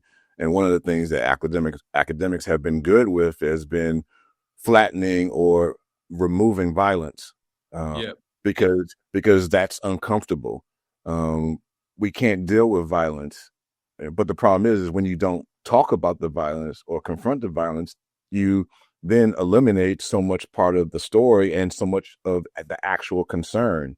My concern with coming to work is not somebody touching my bald head. Like, what I'm saying? Like, that's disrespectful, but like, I'll live. I'm good, but I cannot take being fired. And I also can't take, leaving my office here late at night and somebody picking me up, walking to my van, which is what many of these groups do, but especially did heavily during the 1980s and 1990s. There's so many incidents of shooting random Black people walking down the street, because they were trying to fulfill their aims, and this person was available and easy. So I hope that kind of answers the question, but just, sort of giving, sort of support to those two readings that, again, just happen to be on your bookshelf. Again, Racecraft and the three-way fight. One, which white people are supreme, because that is not always the case. Even if some of these people who are, part of these become the Sons of Light at Pendleton, they still don't run the prison, and they don't own the prison, and they don't come up with the laws to maintain and expand the prison. They just guards, and those guards can be fired, they could be moved. That's probably why they even formed a collective to protect themselves, and they can sort of lie about their, hours, amongst themselves and that type of thing. In absence of the state official who's not going to be coming to the prison to operate the prison. That's why you hire a warden, but the warden doesn't want to be there, so you leave it to the guards, and then as we know from the story of Pendleton, too, the lead guard wasn't even present the day of the incident, which is why they did what they did, because the lead guard would have stopped that, because it would have created disorder, not because of some progressiveness of them. No, he was just he was just by the book. He just did his job, basically, like you said, by the book. He was fair relative to the situation, but he wasn't going to let them storm in and tear gas a cell and get them stabbed, right? Like, that's what I'm saying. It's not even about right. Yeah, it's not even about like people want to go home. People want to go home. Like, and so the best way to go home is just have a quiet day. I mean, even the reason not to go too much into that, but the reason we even know about that is because the guard said it. Another guard who was involved in the uprising said it in a deposition. And if you read through the full deposition, I don't really know what's in his head, whether he likes Black people or not, but there's nothing about him that reads as some kind of like a revolutionary. He's just like, man, this job sucks.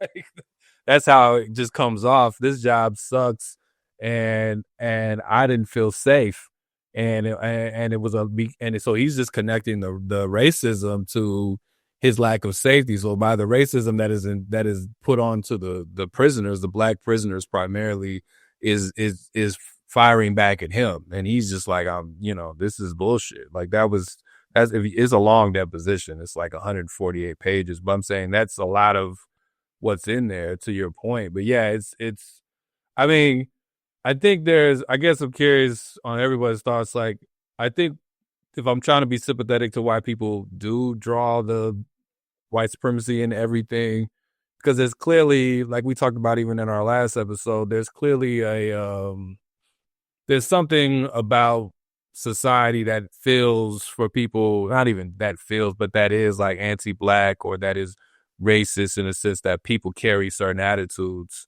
Right now, the privilege stuff got too much pumped into it and became its own cottage industry. But it is to say that, like, the ideas of these earlier thinkers that did establish, like, the scientific racism and even the religious racism, those ideas do exist like in a hegemonic sense, if you want to call them like white supremacists in a hegemonic sense. And people who are not organized necessarily around any specific ideology do carry them and sometimes even implement them through institutions and through policy and through like things that impact like bulks of people, not just interpersonally. Like people do, that does happen, right? So I think what occurred with white supremacy became like, if I'm trying to give the kindest interpretation of it, it became a way to name that, like the way that this shows up, you know, through practice, even if it's not done organizationally. So even if even if a job is, I would say jobs are organizations too, but I'm saying like beyond like organizing outside the workplace, if you are only hiring people of a certain race, you know, because it's beneficial to your bottom line or it helps you keep your job as a manager or something, like people are still instituting the attitudes and the ideas that do give to a kind of that ultimately back to a kind of white supremacy, I guess, in a sense of like, in the literal sense of the term, that white people in general are better, therefore deserve to be privileged in a certain kind of way. Again, I'm not fully endorsing it, but I guess I'm just saying, like, I guess I'm just curious everybody's thoughts on that kind of sentiment, because I do think that's what folks are trying to wrestle with to some extent. Is like, how is this happening day to day? Because when you read this stuff, they always like push these groups to the side because they're basically saying like they don't have an impact on most of my day to day life. So how do I grapple with that? Like most of the people who are over, we were talking about schools before we got online here, but most of the people that would be over getting charter schools to replace public schools are probably not neo-Nazis literally, right? And there might be some, we don't know, but I'm saying that's not really a neo-Nazi project. But that's still leading to, like, is eviscerating unions. It's eviscerating education for children, because you're creating a winner versus loser kind of approach to education. So just using that as an example, but I'm just saying, like, so there's a way that people are trying to describe those different types of phenomenon, and then white supremacy becomes this kind of convergence of a term that can explain all that. Again, I don't know if I really endorse that view anymore, but I'm saying, just curious, kind of, if we could just wrestle with that understanding of it, I mean, I think you're, nice, but so I said I'm trying to get the most gracious. Yeah. And I'm criticizing all of us, right? Like it's, when we're hungry, and we want something, unique and specific, we find all types of creative ways to search the internet for that food. And then all of a sudden, here's this that comes, and we don't know how to search to find out more information. To use an example of a progression of an ideology, or more so the watering down of one, let's think about Joe Fagan, who was phenomenal, sort of older white scholar. I think it was at Texas A&M, long since, I think, retired, but he creates the sort of articulation of systematic oppression. That's his sort of contribution to intellectual sort of discussions, amongst other things. But he frames it as systematic oppression based upon his study of like public housing discrimination. So then after Joe Fagan, you then get Peggy McIntosh, who has probably read Joe Fagan. And Peggy McIntosh, for maybe some of your listeners, is no longer a relevant person, but Peggy McIntosh then is attempting to explain to a group of her students an understanding of what oppression is and how certain people are experiencing it more than others. And so she ultimately is, probably not intentionally responsible for white privilege, because then there was this, they basically stole her, handout that she was trying to educate her students on, and people took it like wildfire. And the thing that she developed was this, the invisible knapsack, right? So, we take these things out, and that's who, how people have less stuff, right? And it was just a tool to try to help explain something, but people all of a sudden made it seem as if you could read it and all of a sudden, be awakened, just all of a sudden this light shines upon you after you read the last words in the sort of handout.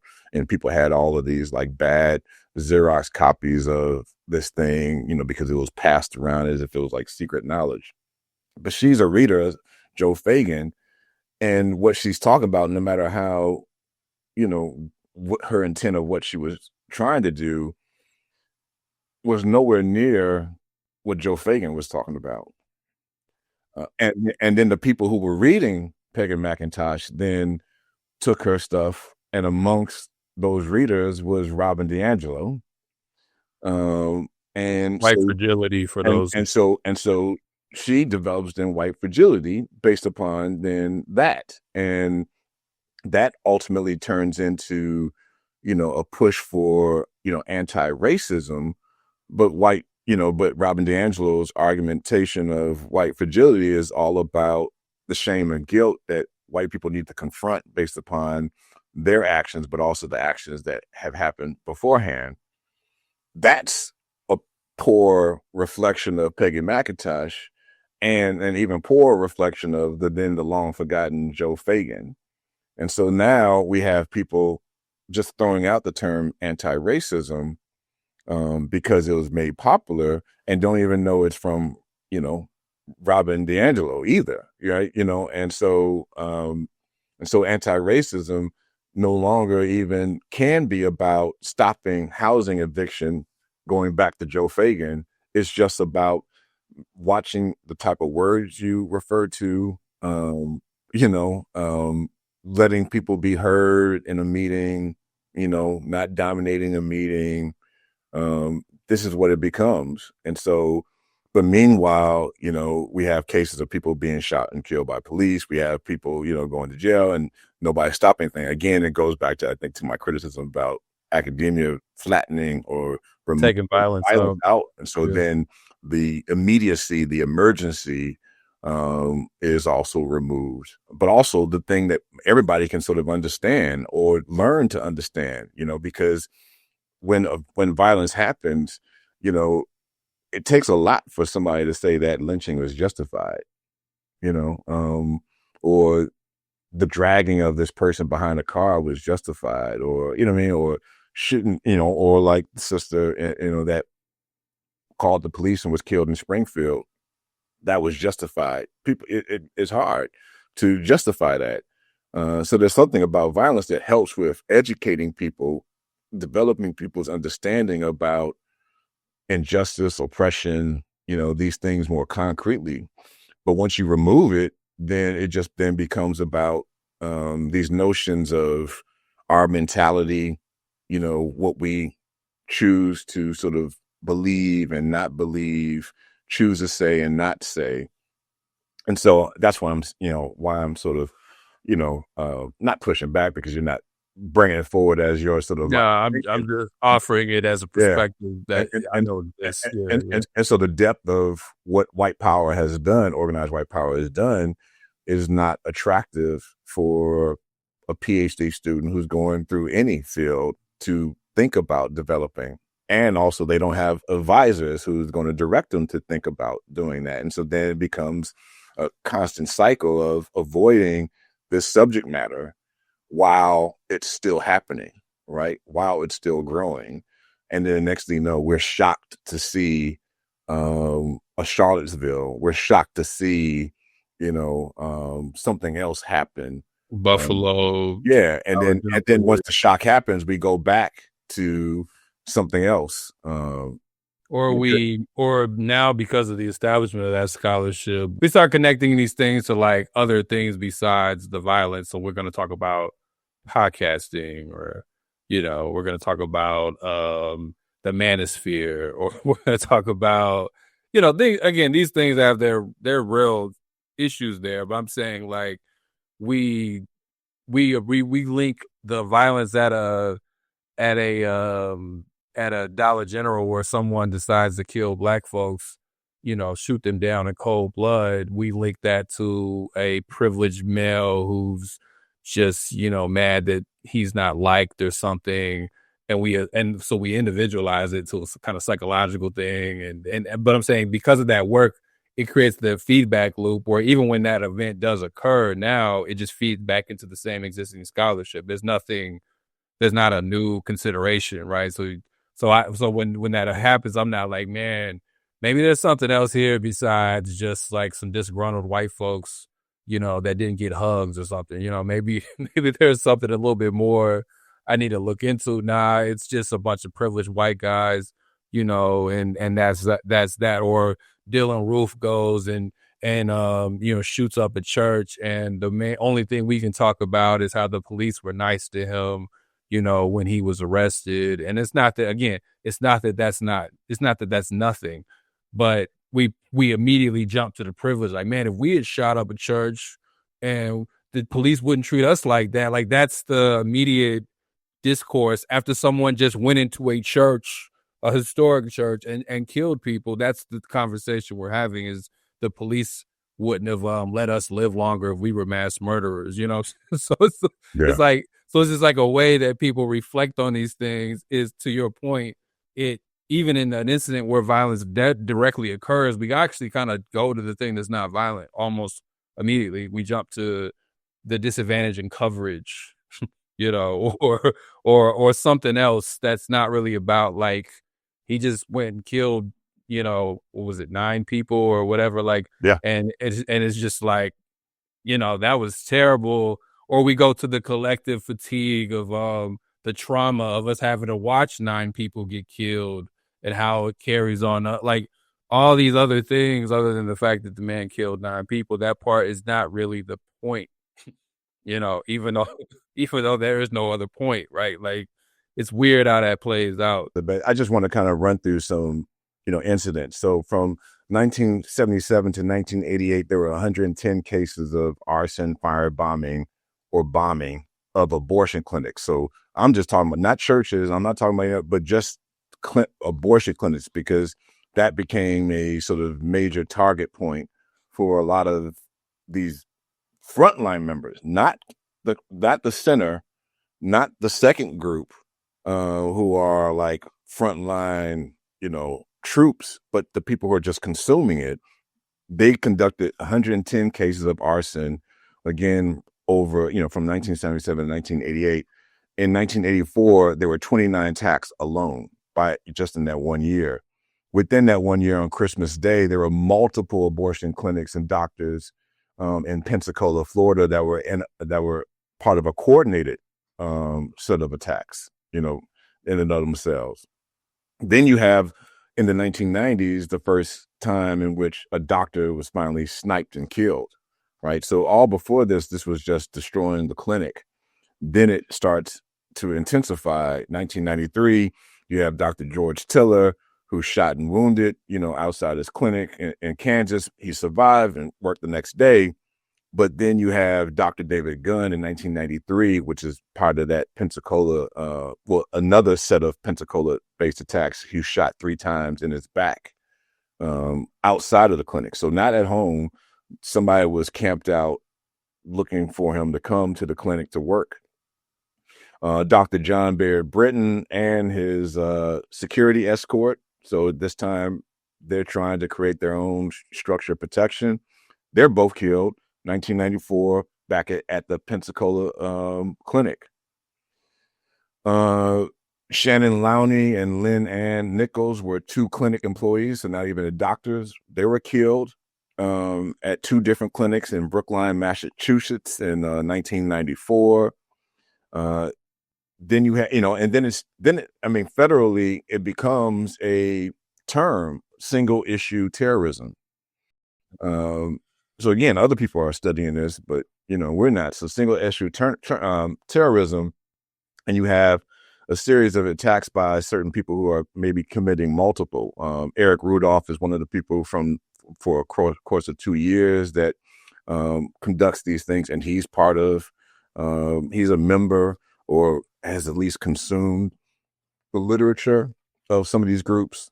James Kopp, 1998, Paul Jennings Hill, 1994, Scott Roeder in 2009, Michael F. Griffin, who was also with someone else in 1993, Peter James Knight in 2001. He was one of the few that actually was not associated with any particular organization or group or consuming any type of literature. But these groups range from, Christian far-right fundamentalists to neo-Nazis to anti-government groups to sovereign citizens groups, all, in and of themselves. Then you have the sort of financing of their activities in the order from 1983 and 1984 are committing a series of bank robberies. And what's alleged is that they stole somewhere around $5 to $6 million to finance, operations. And who knows how many other, bank robberies. Didn't they start with like porn shops or something because of some moral this is just a side note. I remember reading that like they started robbing porn shops and couldn't make enough money doing so. So they then moved to banks, but they didn't want to. I think that was some kind of thing they didn't want to they were, I'm not saying this to be cartoonish. They were aware about how they could maintain they didn't want to I guess, deflate people's belief in them. So by robbing porn shops, correct. It people don't, especially in the 80s, yes. That's not it's like people already have a kind of a different, or they already got to look down on that anyway. And who cares if you rob a porn shop? Yeah. They couldn't make enough money robbing porn shops, so they had to move to banks. Yeah, no, and I mean, I think we spoke to it in another episode. Larry Flint, who was the creator of Hustler magazine, is shot and killed, and not killed, but he's shot and he becomes disabled by, a leading white nationalist. Yeah. But even radio, so you have now these attacks that are based upon their ideology. So it's clear that they're moving not off of some feeling. This is in their line of thinking. So you have abortion clinics. Like you just said, you have porn shops, you have bank robberies. Then you also start seeing the attacks upon radio hosts that are pushing up against, so in their radio commentary, while they're maybe playing music or shock jock or whatever else, they're also criticizing these groups. And so Alan Berg is assassinated by members of the Order, he's a Jewish radio host in Denver in June 1984. And what's understood based upon the deliberations of the trial is that they were all readers of the Turner Diaries, and they were enacting what to do, from the Turner Diaries by going. We've mentioned that a few times, but we got to remember millennial listeners may have not. Yeah. What is the Turner Diaries again for people? Yeah. So the Turner Diaries are is a sort of fiction that's produced, again, literature that's produced in the early 1970s, I think 1971, please correct me. And it's, developed by William Pierce, but under the pseudonym Andrew MacDonald.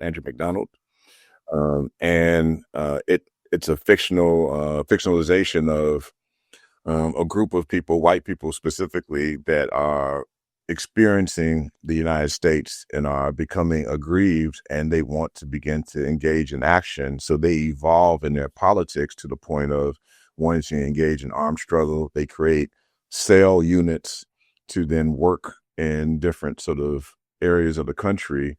Cell units are units that form where people do not talk with each other, they're right on top of these units, and they operate off of a mission or a task force, and typically it's going to lead to some type of militant action with arms, not with rhetoric or propaganda, because the whole point of it is to not to be known or seen until the action is done.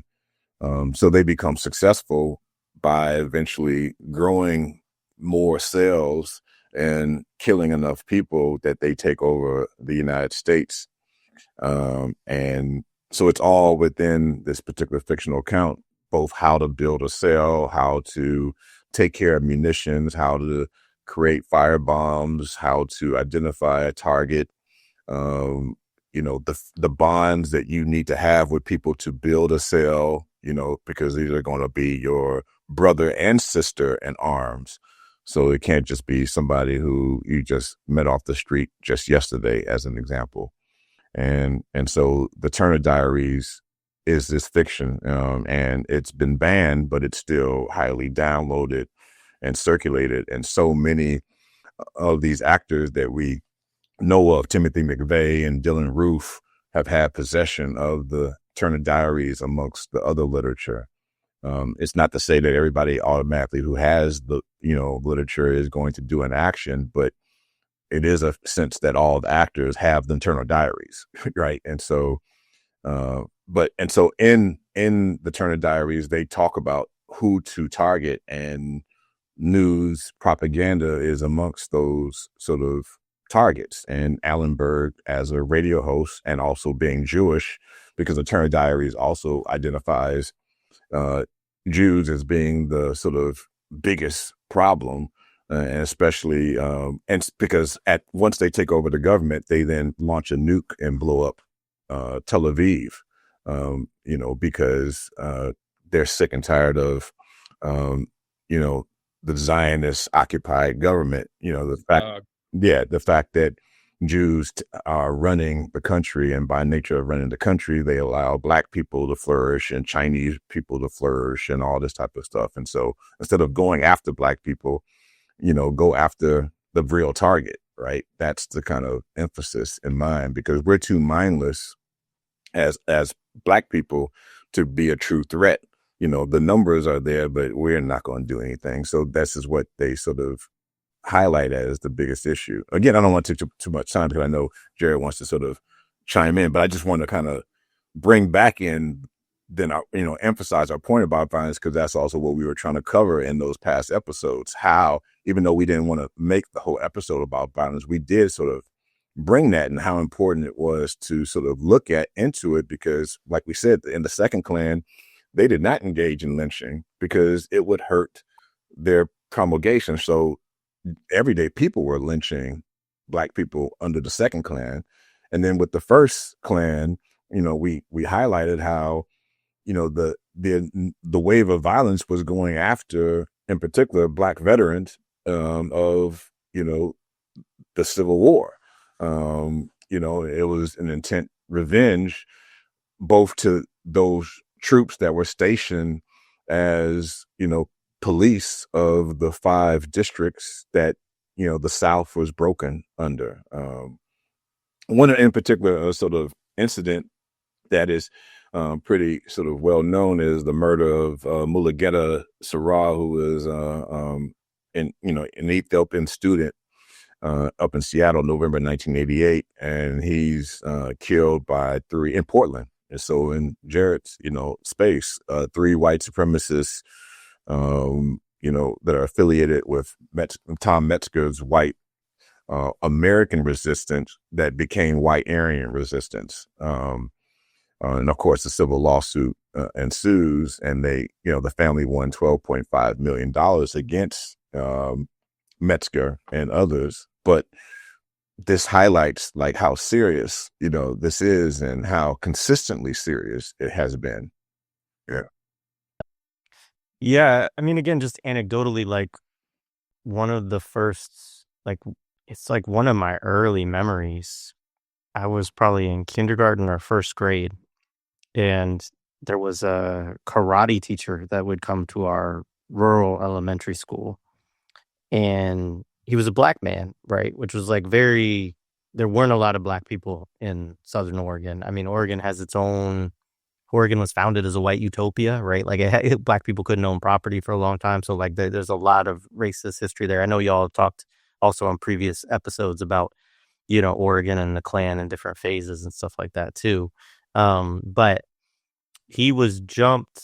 I remember him recounting a story to like my mother and some other folks about him being jumped by like 5, neo-Nazis in Ashland, Oregon, right? And this would have been like 87, 88, somewhere around then, and so Yeah, I mean that it was a very, like the threat was there, and it was significant enough that like I think a lot of people who grew up in that era would have stories like that, and he was, because he knew how to defend himself and everything else, like he was able to get out of the situation, with, some bumps and bruises and scars or whatever. But like, if he hadn't been right, he could have been another person like that, was killed because, I mean, sometimes those groups, maybe they do just want to beat somebody up, but like sometimes they do want to kill people too. Yeah, and it's just I guess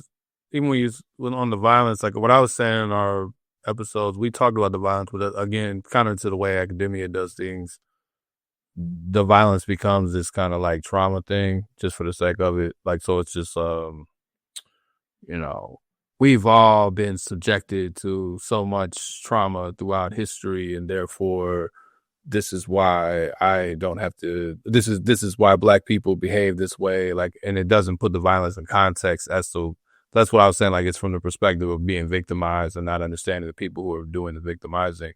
But I think like, you know, like, I guess with white supremacy, it's just, I guess another point it was just if we're thinking about the violence that's done in other, I guess in other, like if we're talking about the police, if we're talking about imperialism, if we're talking about colonialism, if we're talking about a settler colony, if we're talking about, things that are just done in the name of capital to maintain capital, you know, what that's why I'm flirting with the idea of just, not even flirting. I look at a lot of things through more of a hegemonic lens, particularly like the Gramscian kind of conception of it. Like, I think that's more how I understand it, not necessarily the people are driven by hardcore ideologies in all cases.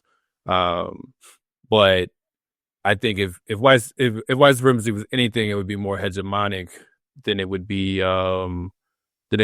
like this guiding ideology that everyone rocks with.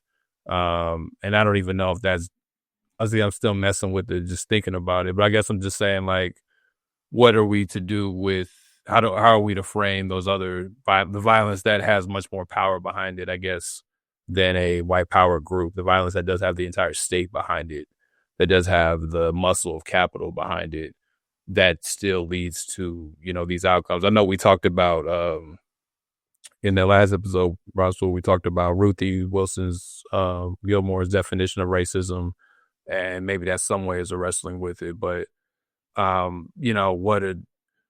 what are the, I guess a question, or just to maybe sum up a better question, like, what are the drawbacks of calling all of that violence white supremacy versus calling it something else, or calling it maybe just more specific to what it is in a given instance?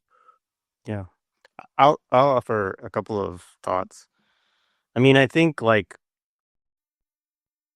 one of the things is definitely, which I think we've kind of talked about throughout this conversation, is just trying to seek as much analytical precision as we can, right? So even I think sometimes if we talk about imperialism, right, like you have to actually be able to get to some kind of analysis, because imperialism, as we talk about it, at least on our show, we're thinking about it as an expression of monopoly capitalism, right? And so it's not just like, a group of people doing a Being bad mean. thing to Yeah, another group yeah, of yeah. people, like because it benefits them in some kind of nebulous way. Like Right. there's some kind of plan in place. And that plan is based on some kind of um, political and economic objectives usually. And I'm not saying that's the case in all cases. I mean, police violence, like I think, is a tricky and more complex thing in some ways, right? Because you know it does pull in a lot of these different things, right? From if a police officer has certain biases and they have a gun, like that freaking matters, right? Like, like, Yeah. so there are certain things that way. But then you have to think, okay, so why won't they change the laws, right, to make it harder for cops to kill people, right? And what are the barriers to that? And like that's where you get to more like in that example of, you know, capital doesn't want a disarmed or a defanged police force for when they need it, right? So there's a certain amount of that, and there's other things as well. Like I do think there's like the same kind of, just like y'all talked about lynching as serving a pedagogical purpose. I do think sometimes police violence is to serve a pedagogical purpose in that Definitely. same, Yeah. kind of way. And like imperialism, we've been reading Ali Kadri's book, The Accumulation of Wastes, recently in our study group, so it's on my mind a lot on that.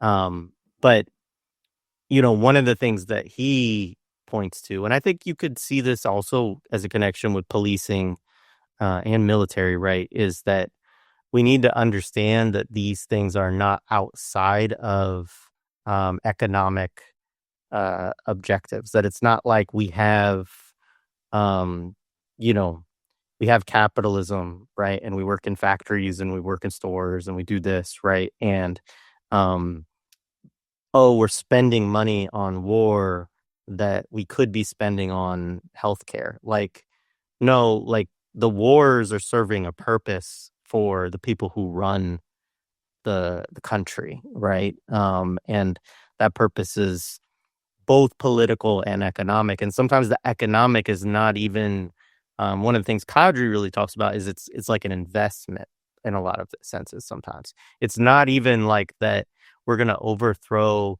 I mean, sometimes they'll come right out and say it like, yeah, we want to overthrow this so we can get the oil, like, you know, um, but beyond that kind of moment, right? It's about eliminating alternatives, right? It's about making an example out of people who try to do different things or who oppose or right. And so like actually in that way, there is that kind of same pedagogical purpose on like a global scale, right? Of this is what happens when you defy, US led imperialism or, you strike against, Israel or, this kind of thing, right? But Kadri also talks about it in terms of like beating down the working class globally, right? Yeah. And understanding that a lot of the work that's like productive that, well, he actually doesn't make that distinction because he does see all labor as productive, even socially reproductive labor. But that so much work is done in the global south, right? In terms of like actually, you know, creating things nowadays. And a lot of times what's done in the imperial core, if there's manufacturing, it's like value added, right? So it's like, they, Refinery. Yeah. like say it's a computer, right? In the imperial core, like we put the chrome trim on it and the logo on it, and that's our part of the process, but everything else is done other parts of that supply Yeah. chain, whatever. We didn't extract it from the ground. Yeah. Right. Yeah. Yeah. So like he uses the example of the Congo, right? He says like in the Congo, you look at the last like 60, 70 years or whatever, and you have like 25 to 35 million people who have been killed, right? And like, so that is both, and then you have Lumumba's assassination. So like you could think about that as, and he even goes to the level of trying to dissuade people from revolutionary ideology, right? Or trying to dissuade people from socialism or whatever, right? And so you take this leader, right? Like, who has a more, I know Lumumba is like, he dies very young. And so a lot of his politics, we might not even know all of the places that they would have gone, right? But it's like, thinking about Pan-Africanism, self-determination, like all these kind of things, right? And so you take that, you add that mass slaughter, industrial scale slaughter over decades, right? And then there's the extraction of all the mineral wealth, of course, which is what we talk about a lot, but there's also like even in terms of sort of Kadri takes it to like modulating the amount of surplus labor, that kind of thing too of like, um, because free time, contributes to people having the time to seek out revolutionary ideology and all these other things, but it also, at a certain level, capital has to tweak that one way or the other. Like in certain moments, they want more surplus labor, and certain moments they want less, right? So you can think about the border, like along those kind of lines too, or the policies around migration or whatever. So it's an interesting framework. I know it's broader than what we can go into here, but part of what I'm saying is like that there are so many additional things to kind of look at and analyze. And I think it'd be like, why is it okay that 25 or 35 million Congolese people have been, basically genocided over that period, right? And like, is that an expression of anti-blackness, like, or white supremacy? Like, yeah, absolutely, right? But like, But it doesn't end there. does that help us explain Yeah, what's going on in any meaningful way, right? Like, that's kind right. of the question, I think. I think it goes back to that moralism that we were talking about at the beginning. That's part of why I think the project of trying to use it to explain everything fails, or at least comes up short, because particularly within the United States, there's this obsession with naming things for the sake of naming them, you know. But like you said, we are trying to understand things. To Stuart Hall, like he said, if this doesn't tell me what I can do, then I don't really give a damn about it, right? Like ultimately, we're trying to understand things to do something. Like at least that's what we should be trying to do. If we're just trying to understand things or just to name them so we could say how bad it is, then I think white supremacy does serve that sensibility. Like I could just say, because white supremacy is seen as like the worst thing, right? Like it's one of the worst things. Fascism, like it's just the worst thing. So if I can say it's the worst thing because I hate the what's happening and I don't, then yeah, I could call it that. But to understand how we actually get to 25 to 30 million people being killed, just calling it white supremacy and just walking away doesn't explain that. I mean, even we were talking about Ruthie, but that's something she even says about the term racism. Sometimes she's like, it doesn't tell me what to do. It's like, so you can tell me it's racism, but it's like, what am I supposed to do? Like, where's the material analysis that tells me what can even be done about that? So it's like a white supremacy becomes a way sometimes, I think, as a term, as a broad term of just like, that's a bad thing. And, for those of us who did grow up in a time, particularly like we were talking about the 2000s off air, but like the 2000s was a time where you really weren't leaving a lot of name stuff for the most part. I just think 2000s sucked in general, but that's a whole other conversation. but I'm just saying, like, so for people of a certain age, the ability to now to have the freedom to like name things is like liberatory for them personally, because you used to just be able to, like, it was funny even reading King, I was saying like he would call things race relations, and like people don't even say shit like that anymore, like race relations. And what does that even mean, right? Like you give things these hard names, but it doesn't really equip us with the ability to do much. Even if we can call things these really like grading terms, like it's fascism, it's white supremacy, it's, even when folks use genocide, it's not that genocide is not happening, but sometimes it's just a way to just express your dismay at something. So you give it the hardest word, like the hardest thing. But but for the point of what? Yeah. I mean, terms are meant to help us understand what maybe sometimes is not understandable. That's the whole point. And some of these people created those terms for those reasons, but we end up taking them on as if they're dogma, as something that we must now adhere to, right? So, right, King is saying race relations because he's trying to explain this weird and unfortunate interaction that people have based upon race. And then next thing you have policies being developed to improve race relations, right? And that's not, he didn't interject that for it to be picked up, Yeah. Now in the present day, we have people plenty of times creating terms because they're trying to brand themselves, in association with creating terms. And we think, and because they also think that that's what people were doing back in the day, you know, Kwame Ture and Charles Hamilton came up with Black Power, not to make themselves famous, but just as an articulation of what to push for. Don't push for civil rights. We need something more. It wasn't about, okay, every time you use Black Power, you need to cite me, Yeah, they weren't trying to become canon, which a lot of no, people are trying to no, become canon today. Yeah. no. But I mean, I think in terms of what you asked, I mean, I think it's just one of those things where, how would I try to express it, man? It's a space in which I think the state uses capitalism to commodify or make everything a production, to make everything either a commodity or a product, right? Put through production. So everything is useful in that regard. And so fascism comes along as a sort of crisis point because, it's clear that labor has organized enough to become a significant opposition to obstruct the continuation of accumulating capital. So you need to, bringing it about within that sort of,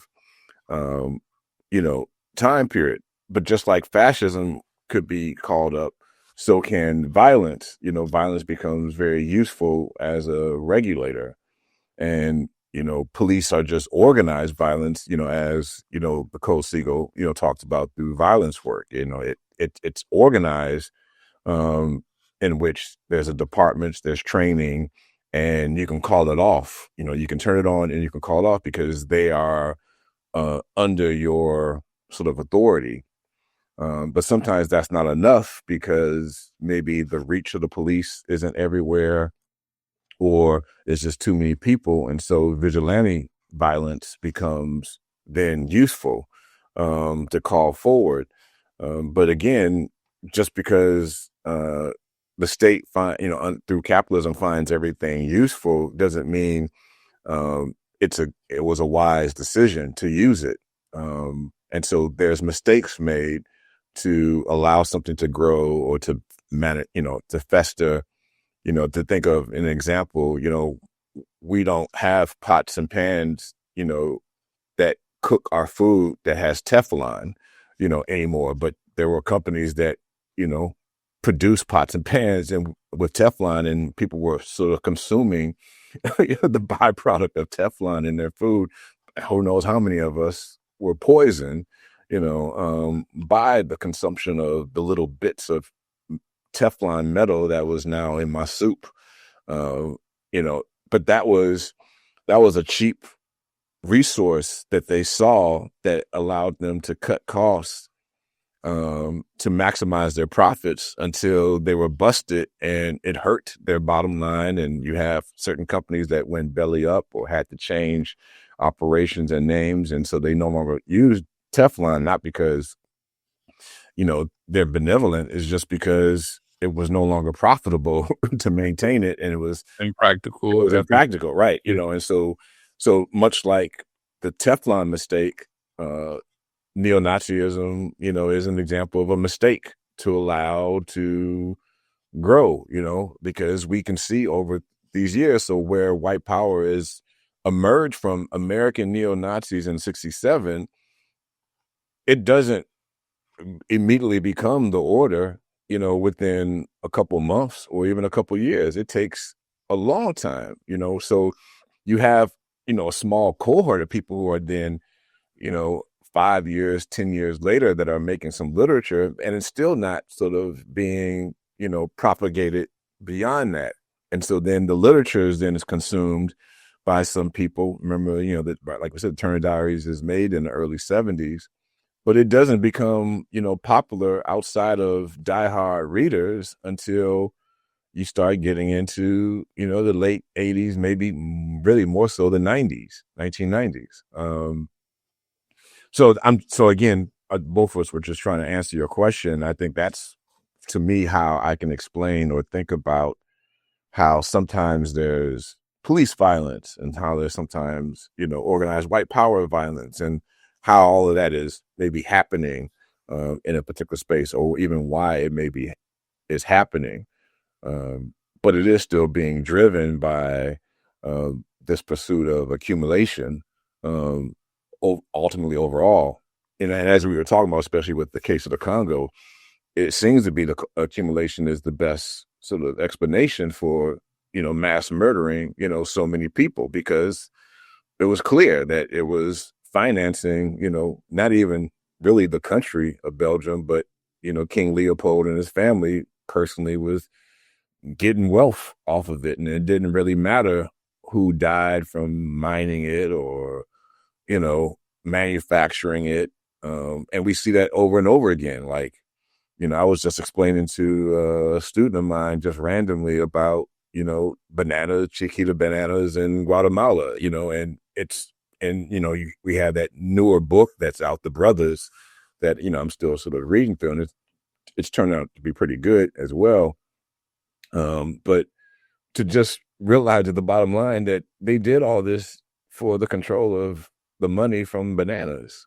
Like, they could have just went into an agreement with Arbenz, the then president of Guatemala, on a rate, or whatever. But no, instead they completely, deposed an entire government, erected another government that then institutes a civil war over a span of, 30, 40 years, with another mass genocide in another country just for the wealth that was from bananas. And we, even if we weren't aware of it, we were aware of it because it wasn't grown here, and so we were fine with it because we kept getting cheap bananas.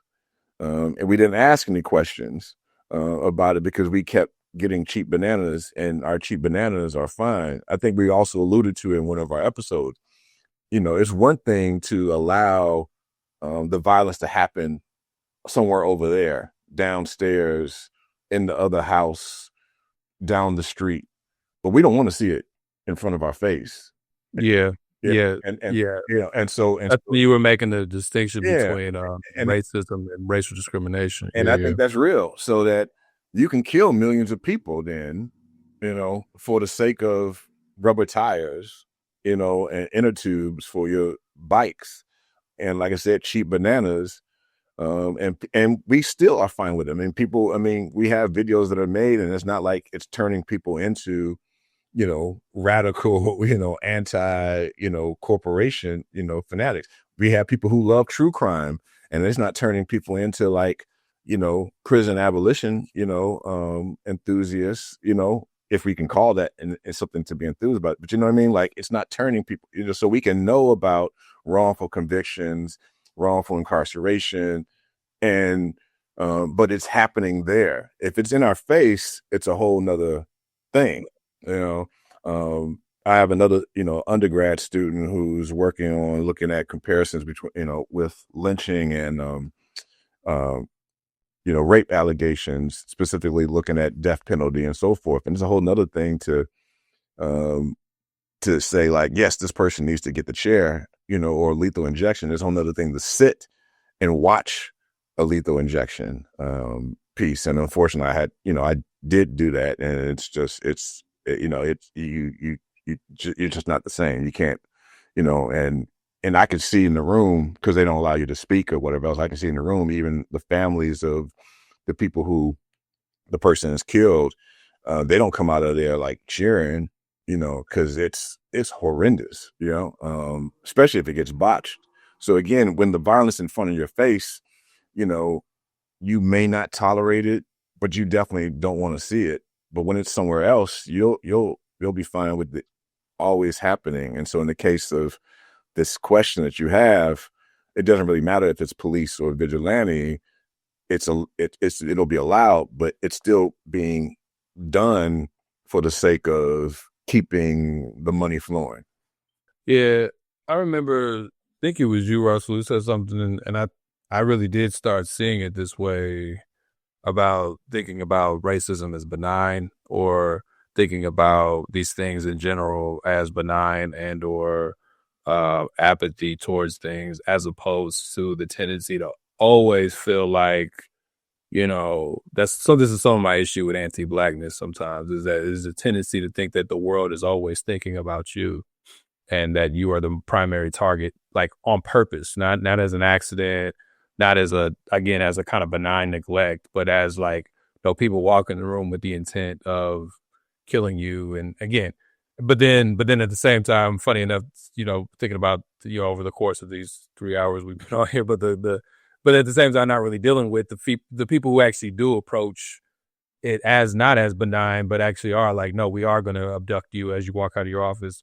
But most of the time, this stuff is benign. It's benign. It's not it is. I'm willing to sacrifice this for that, or I just simply don't care about that group, because that's why I was saying about the hegemonic part of it, because a lot of those kind of, for lack of a better term, white supremacist ideals have like watered down how you may view a population. So you're willing, like they've been dehumanized in a sense. So I can use those as a rationalization for why 30 million people can die, for why, children can be starved, for all of that. And that doesn't necessarily just apply to like black folks. I'm saying that can apply to any group who's dehumanized, but I can use that as a rationalization, especially when it's not in my face.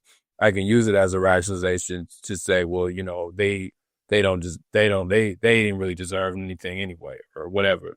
But it's a passing thought as you move on to watch Netflix, right? It's a passing thought as you look at your phone and see a notification and you don't click on it. It's a passing thought as you pick your child up or whatever you're going to do. Like it's not that you're actively engaged in the genocide. And that's another thing you could say, well, I didn't do it. I'm not the one dropping the bomb. I'm not the one, so I don't have to feel any kind of relationship to it, right? Like it's that constant sense of being able to displace it somewhere else. But I think more things are that than they are, oh my God, the black people I gotta kill them. Like, it's like once that switch was made, a lot of things made more sense, because it's not that people are like bleeding or like foaming at the mouth in all cases. It's like, that's not actually what it is. It's if I go to try to get a home somewhere, there's already these stereotypes about me, and it's just kind of like, well, I don't really want to I'm not going to deal with him. I'll deal with the white person over that. It's not that they are actively like, I want to oppress you and put your family out on the street. It's not, I don't think that if we are going to deal with any kind of psychology at all, I don't think that's really the approach. Now, there are people who have that position, but I'm just saying, like, I don't normally take these things personal in that sense. Like, it's just kind of like, I think when we first had this conversation, it was about when you walk into a restaurant and like just a very casual racism thing. Black men, we walk into a restaurant and it's just like people will just not come to the front to like, seat you or something. Like, but it's not because the servers are like actively engaged, and it's like, I want to make him feel like shit. It's just like, he's not going to tip me. I'm not, I mean, or yeah. I mean, how different is David Lane's 14 words, "We must secure the existence of our people and the future for white children," from "I'll do anything for my child"? We hear that. I mean, those of us who have been in education have heard that from parents so much, and some parents really mean that, which mean, and when they really mean it in relationship to not just mild situations in which their child failed a class, but no, their child has raped somebody on a college campus. I'm going to do everything possible. I know they committed something wrong, but I'm going to make sure they don't go to prison. So I'm going to spend the money and put up the house, the mortgage on the house, to hire an attorney to prevent them from, going to jail for this. I don't want to mess up their future. But who cares about, the victim's future? So, like, again, it's important to sort of think about, again, these things in this way, but starting first with their perspective, because you begin to, when you hear their perspective, it's not like we're humanizing white nationalists. You're now seeing it in a very basic sense. And, when I finally first came across the 14 words, it did just read just like that basic point that I've heard parents say. I mean, I'm not a parent, so I haven't been propelled to move to that particular point of thinking, but I've heard it. And whenever I heard it, I was like, really? Anything? And no, you have parents that say, I will do anything for my child. And they mean that. And it's not just some basic thing of, if they're hungry, I'm going to go without. Like, no, they really mean they're going to cover up things. They're going to overlook things. They're going to enable things. Yeah. So I just want to kind of, throw that out there. All right. Well, thank you guys for doing this. Thank you. This has been appreciated. It's been a great discussion. And I definitely want to make sure people, especially on millennials, if you're watching it with us, make sure you head over to Black Myths Podcast, check out these earlier episodes. I learned a lot watching all 4 of the ones that I watched, and I know there's more on the Black Myths Patreon too. So if you want the 15-hour version or the Snyder cut. Yeah, the Snyder cut. Yeah. Head over to the Black Myths Patreon and support that. But Snyder cut soon to be owned by Paramount or